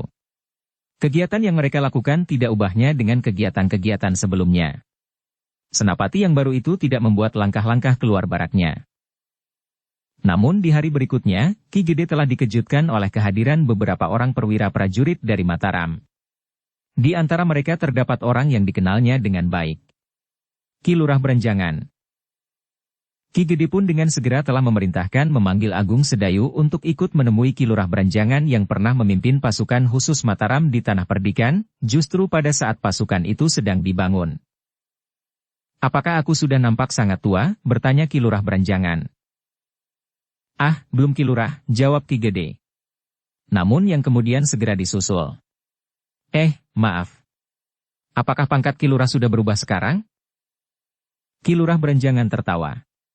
Katanya, pangkatku sudah pangkat tertinggi bagiku. Sampai saatnya aku mohon mengundurkan diri dari tugas keprajuritan. Jadi Ki Lurah sudah mengundurkan diri? Bertanya Ki Gede. Resminya sudah, jawab Ki Lurah. Tetapi kadang-kadang aku masih diperlukan. Hanya kadang-kadang. Itulah sebabnya kita jarang bertemu Ki Lurah, desis Agung Sedayu. Setiap kali aku ke istana, Ki Lurah tidak pernah nampak hadir.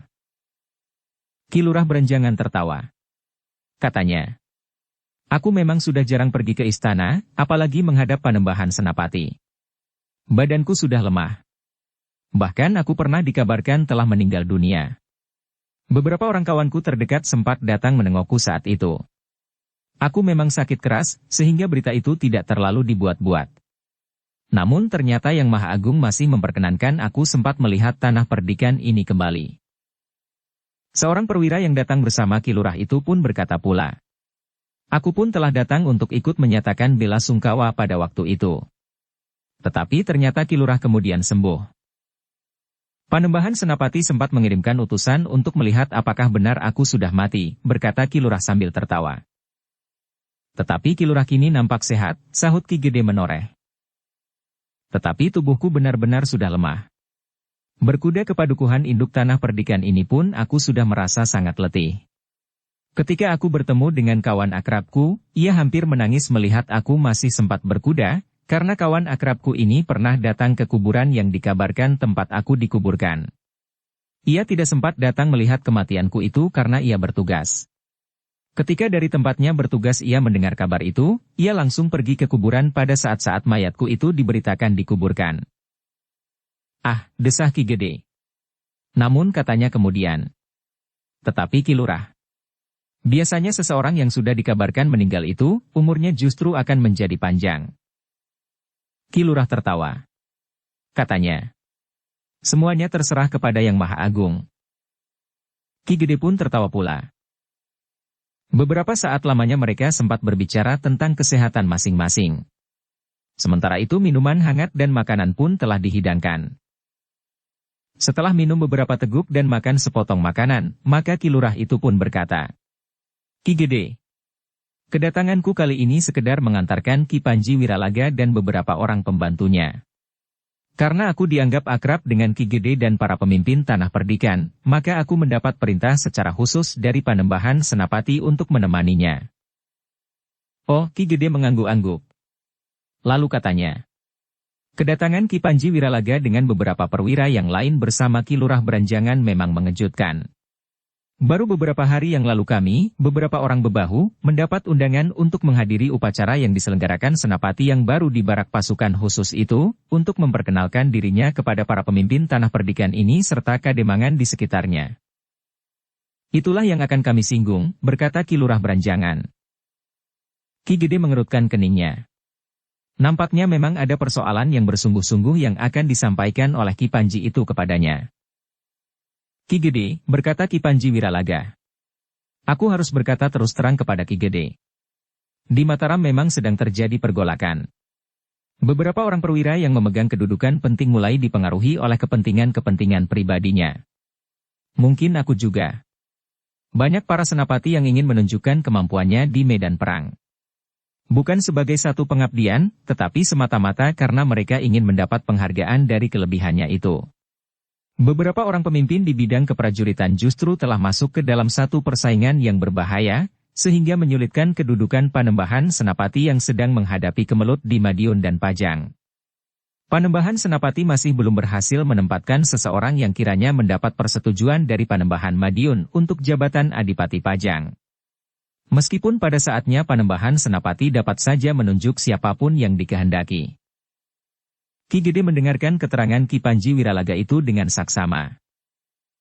"Ki Gede," Ki Panji itu melanjutkan, "aku telah mendapat tugas khusus dari Panembahan Senapati dan Ki Mandaraka, bahwa aku harus menghubungi Ki Gede untuk mengatakan, setidak-tidaknya mengurangi persaingan itu terjadi di sini." "Kenapa di sini?" bertanya Ki Gede. "Bukankah di sini keadaannya terhitung baik dan tenang?" "Benar Ki Gede," jawab Ki Panji. "Tetapi pasukan khusus itu merupakan salah satu landasan kekuatan yang dapat mendukung kedudukan seseorang." Ki Gede mengerutkan keningnya. Hampir di luar sadarnya Ki Gede itu bertanya, "Benarkah di Mataram telah terjadi persaingan yang demikian memprihatinkan?" "Memang belum berakibat terlalu keras, Ki Gede," jawab Ki Panji. "Tetapi hal itu sudah mulai nampak. Orang-orang lain di luar jalur yang sudah ditentukan oleh Panembahan Senapati untuk menjernihkan suasana, memang tidak boleh mengetahuinya. Seolah-olah di Mataram tidak terjadi pergolakan seperti itu." Menilik saat-saat kelahiran Mataram, hal seperti itu agak sulit dimengerti Ki Panji, berkata Ki Gede. Ki Panji termangu-mangu sejenak. Ketika ia berpaling kepada Agung Sedayu, maka Ki Gede pun mengetahui bahwa Ki Panji ingin berbicara hanya dengan Ki Gede. Tetapi Ki Lurah Beranjangan yang juga mengetahui keraguan-raguan Ki Panji itu berkata, "Biarlah Agung Sedayu ikut mendengar. Bukankah Ki Panji juga mengenal pengabdiannya?" Ki Panji menarik nafas dalam-dalam. Katanya, "Baiklah. Aku tidak berkeberatan Agung Sedayu ikut mendengar." Ki Gede justru menjadi berdebar-debar. Agaknya yang akan dikatakan oleh Ki Panji Wiralaga adalah sesuatu yang rahasia. "Ki Gede," berkata Ki Panji. "Pada saat-saat terakhir, Panembahan Senapati memang berusaha untuk dapat langsung berbicara dengan Panembahan Madiun. Tetapi Panembahan Senapati menemui kesulitan. Ada saja hambatan yang menggagalkan usahanya untuk dapat berbicara tentang persoalan yang terasa membuat Mataram menjadi panas. Dalam kemelut itu, nampaknya ada beberapa orang yang telah terpengaruh oleh keadaan yang gawat. Sebagian karena dorongan nafsu pribadi serta ketamakan, sementara yang lain, yang lebih berbahaya, adalah orang-orang yang memang dipengaruhi oleh Madiun. Sebagaimana kita ketahui bahwa Panembahan Madiun juga merasa memiliki hak atas tahta Mataram. Sementara itu di Mataram masih ada juga orang-orang yang ternyata jiwanya telah terpengaruh oleh derajat keturunan, dan menganggap bahwa Panembahan Senapati bukannya seorang yang berada pada jalur keturunan Demak. Mereka yang semula telah diangkat oleh Panembahan Senapati menjadi pemimpin di tubuh Mataram, mulai berpikir lagi tentang derajat keturunan itu. Sementara itu, Madiun telah mengirimkan orang-orang dalam tugas sandi untuk menghubungi mereka.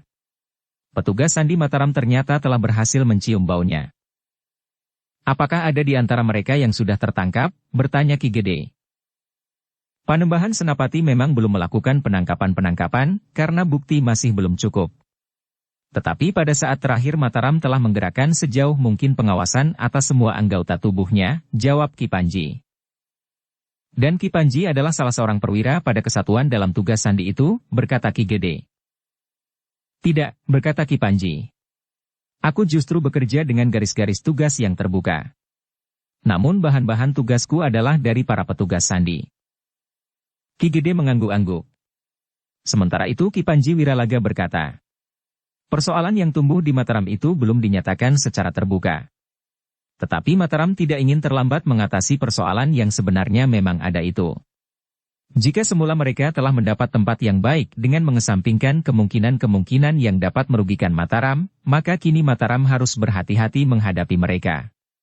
Bahkan jika perlu, Mataram akan meninjau kembali kedudukan mereka itu. Satu hal yang rumit, berkata Ki Gede. Ki Gede, Ki Panji Wiralaga memang agak ragu-ragu. Tetapi kemudian ia mengatakan juga. Satu contoh adalah Ki Tumenggung Surayuda. Ia adalah saudara seayah dengan Arya Penangsang, meskipun ia lahir dari ibu yang berbeda. Lahir dari seorang selir. Tetapi ia merasa bahwa darah keturunan Demak mengalir di dalam tubuhnya. Sementara itu bahwa pertentangan antara Pajang dan Jipang di masa pemerintahan Adipati Hadiwijaya dan Adipati Arya Penangsang, Ki Tumenggung Surayuda pada waktu itu tidak nampak bersikap keras terhadap Jipang. Sedangkan Panembahan Senapati telah membunuh saudara seayahnya itu. Namun ternyata bahwa Panembahan Senapati telah melupakan permusuhan itu dan memberikan tempat yang baik kepada Ki Tumenggung Surayuda, berkata Ki Gede. Ya. Panembahan Senapati telah memberikan pengampuan. Ki Tumenggung termasuk seorang perwira Wreda yang dihormati, ia memiliki pengetahuan yang luas dan pengalaman yang bertumpuk di dalam dirinya. Namun para petugas Sandi Mataram telah menemukan bukti-bukti bahwa ada hubungan antara Ki Tumenggung Surayuda dengan Madiun. Sementara itu sebagaimana diketahui, Tumenggung Surayuda adalah salah seorang penentu dalam susunan keprajuritan di Mataram. Karena itu, maka penempatan para perwira di barak-barak pasukan khusus selalu mendapat perhatian. Demikian juga perwira yang tiba-tiba saja ditempatkan di barak pasukan khusus di Tanah Perdikan ini. Ki Gede mengangguk-angguk. Namun kemudian ia bertanya. Tetapi bukankah ada panglima pasukan khusus di Mataram yang bertanggung jawab atas semua pasukan khusus yang ada di Mataram, dimanapun letak baraknya? Yang kami kerjakan kemudian untuk menelusuri tingkah laku Ki Tumenggung Surayuda adalah sepengetahuan panglima pasukan khusus. Ketika Ki Tumenggung Surayuda mengajukan nama perwira yang kemudian menjabat senapati pasukan khusus itu di Tanah Perdikan, justru telah diterima oleh panglima pasukan khusus. Nah, dalam putaran persoalan inilah kita nanti akan mengambil sikap, jawab Ki Panji Wiralaga. Ki Gede mengangguk-angguk. Ia sudah mulai mengerti duduk persoalannya. Karena itu, maka Ki Gede pun kemudian berkata. Satu tugas yang berat. Kita akan membagi tugas, berkata Ki Panji. Untuk itulah aku datang kemari. Ki Lurah Berenjangan yang pernah menjabat sebagai senapati pada pasukan khusus di sini akan dapat memberikan banyak keterangan, petunjuk dan barangkali pendapat untuk mengatasi persoalan-persoalan yang timbul dengan tiba-tiba. Dalam masa-masa istirahatnya, ia justru akan terlibat dalam kerja yang gawat ini. Ki Panji, bertanya Ki Gede kemudian. Di samping Ki Tumenggung Surayuda, apakah ada orang lain yang pantas mendapat pengawasan khusus di Mataram? Ada Ki Gede, jawab Ki Panji. Tetapi masih belum terlalu jelas. Bagaimana dengan persoalan Guru Jakarampan, bertanya Ki Gede. Ki Panji Wiralaga mengerutkan keningnya. Namun kemudian jawabnya. Persoalan Jakarampan dan gurunya bukan persoalan yang rumit bagi Mataram. Persoalannya lebih jelas dan terang. Guru Jakarampan ingin memanfaatkan muridnya. Hanya itu. Tetapi mereka sama sekali tidak mempunyai hubungan dengan Madiun. Agak berbeda dengan Ki Tumenggung Surayuda. Tetapi bukankah Ki Tumenggung Surayuda termasuk perwira Wreda yang usianya sudah agak jauh, bertanya Agung Sedayu. Ya. Sebenarnya ia merupakan seorang yang disegani karena kemampuannya dan pengetahuannya tentang gelar perang dan perhitungan yang mantap terhadap keadaan, berkata Ki Panji Wiralaga. Namun tidak seorang pun tahu pengaruh apa yang telah membuat Ki Tumenggung itu bergeser. Maaf Ki Panji, berkata Agung Sedayu kemudian. Apakah Mataram sudah yakin akan kesalahan sebagaimana dituduhkan kepada Ki Tumenggung Surayuda?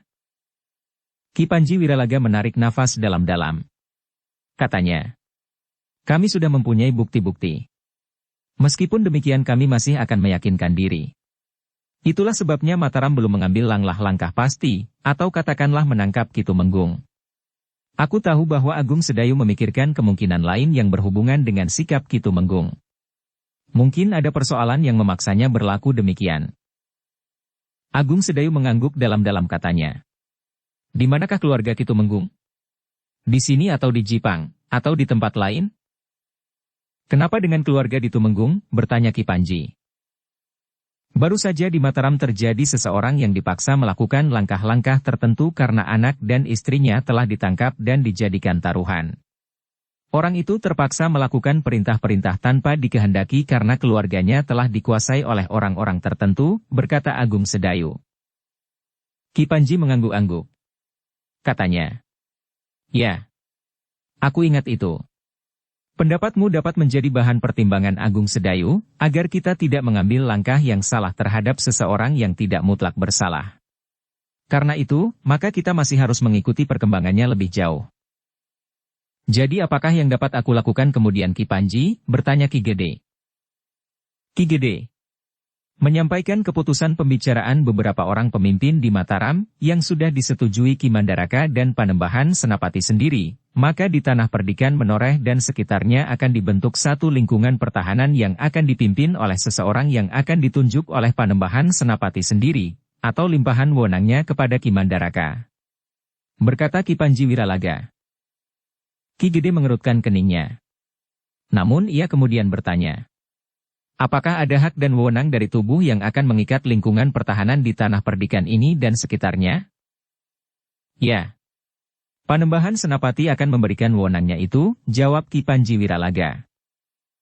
Ki Gede mengangguk-angguk. Namun Agung Sedayulah yang bertanya. Bagaimana hubungannya tubuh yang akan dibentuk ini dengan kekuasaan yang ada pada pasukan khusus itu? Pasukan khusus itu dalam satu susunan tubuh yang mempunyai kekuasaan ke dalam. Kekuasaan pada dirinya sendiri. Jika mereka mengambil langkah-langkah keluar, maka hal itu dilakukan oleh tubuh itu seutuhnya, meskipun hanya terdiri dari sebagian kecil dari pasukan yang ada.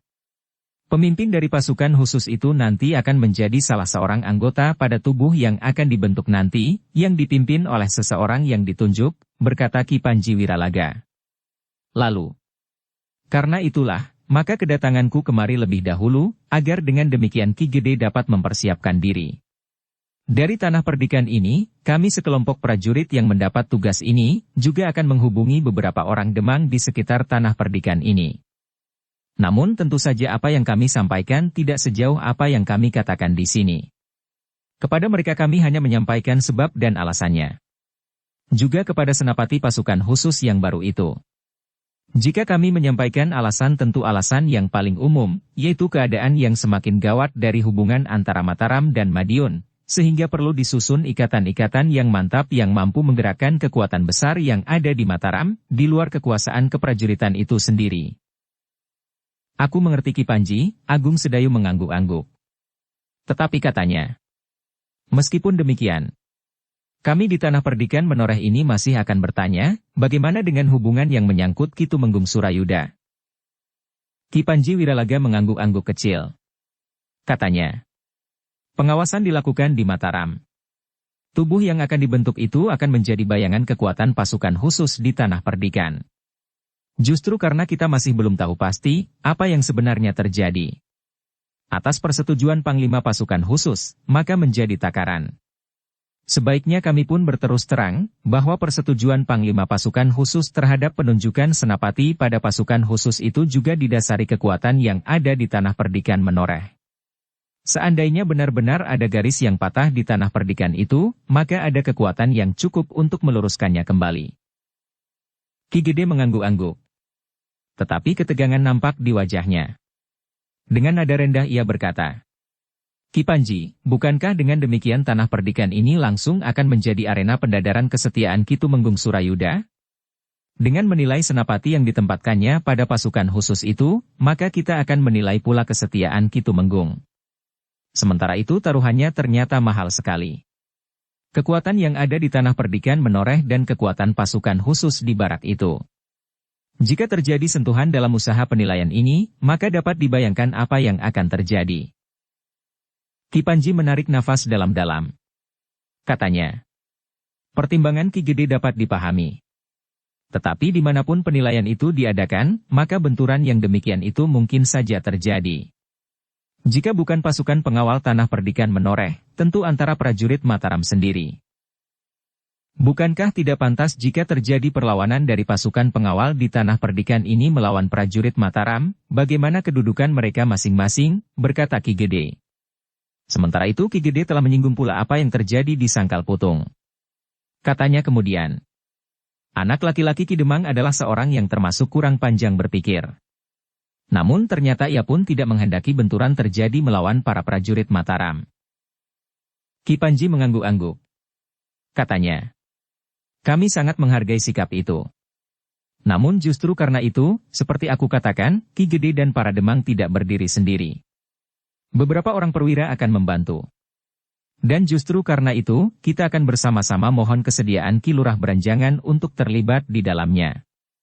Bagaimanapun juga, Ki Lurah pernah menjadi bapak pada barak pasukan khusus itu.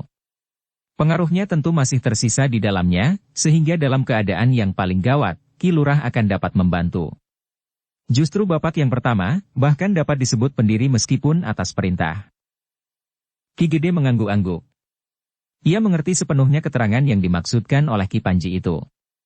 Sementara itu Ki Panji pun berkata, Ki Gede tentu mengetahui bahwa pembicaraan kita adalah rahasia pada tataran yang paling tinggi. Aku mengerti, jawab Ki Gede.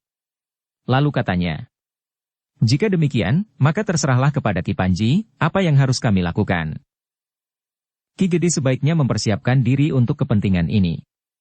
Tentu saja mempersiapkan diri dengan segala dukungan yang mungkin dapat disiapkan, berkata Ki Panji. Lalu Ki Panji itu pun menunjukkan sebuah cincin yang dipakainya sambil berkata, Ki Gede tentu mengenal cincin ini sebagai bukti bahwa aku mengemban tugas langsung dari Panembahan Senapati. Ki Gede mengangguk-angguk. Sebenarnya ia memang ingin bertanya, apakah Ki Panji membawa pertanda bahwa ia memang diutus langsung oleh Panembahan Senapati dalam tugas yang rumit itu. Karena itu, maka katanya, pertanda itu memang aku perlukan Ki Panji. Dengan demikian maka aku akan bekerja dengan mantap. Ki Panji tersenyum. Katanya, Ki Gede, pada saatnya akan datang perintah-perintah berikutnya. Satu hal yang dapat aku beritahukan sekarang, bahwa Ki Lurah Beranjangan akan menjadi penasehat dari tubuh yang akan disusun itu. Ki Lurah untuk beberapa lama akan tinggal di Tanah Perdikan itu. Yang lain akan ditentukan kemudian. Ki Gede pun mengangguk-angguk. Perintah Panembahan Senapati lewat Ki Panji itu sudah tegas. Tanah Perdikan menoreh akan menjadi ajang pengamatan Mataram terhadap seorang yang mempunyai kedudukan penting serta mempunyai kemampuan yang sangat tinggi. Jika Tanah Perdikan itu salah langkah, maka akibatnya akan dapat menjadi sangat parah. Bersambung ke bab 340. Dukung kami dengan subscribe, follow, like, komen dan share. Terima kasih.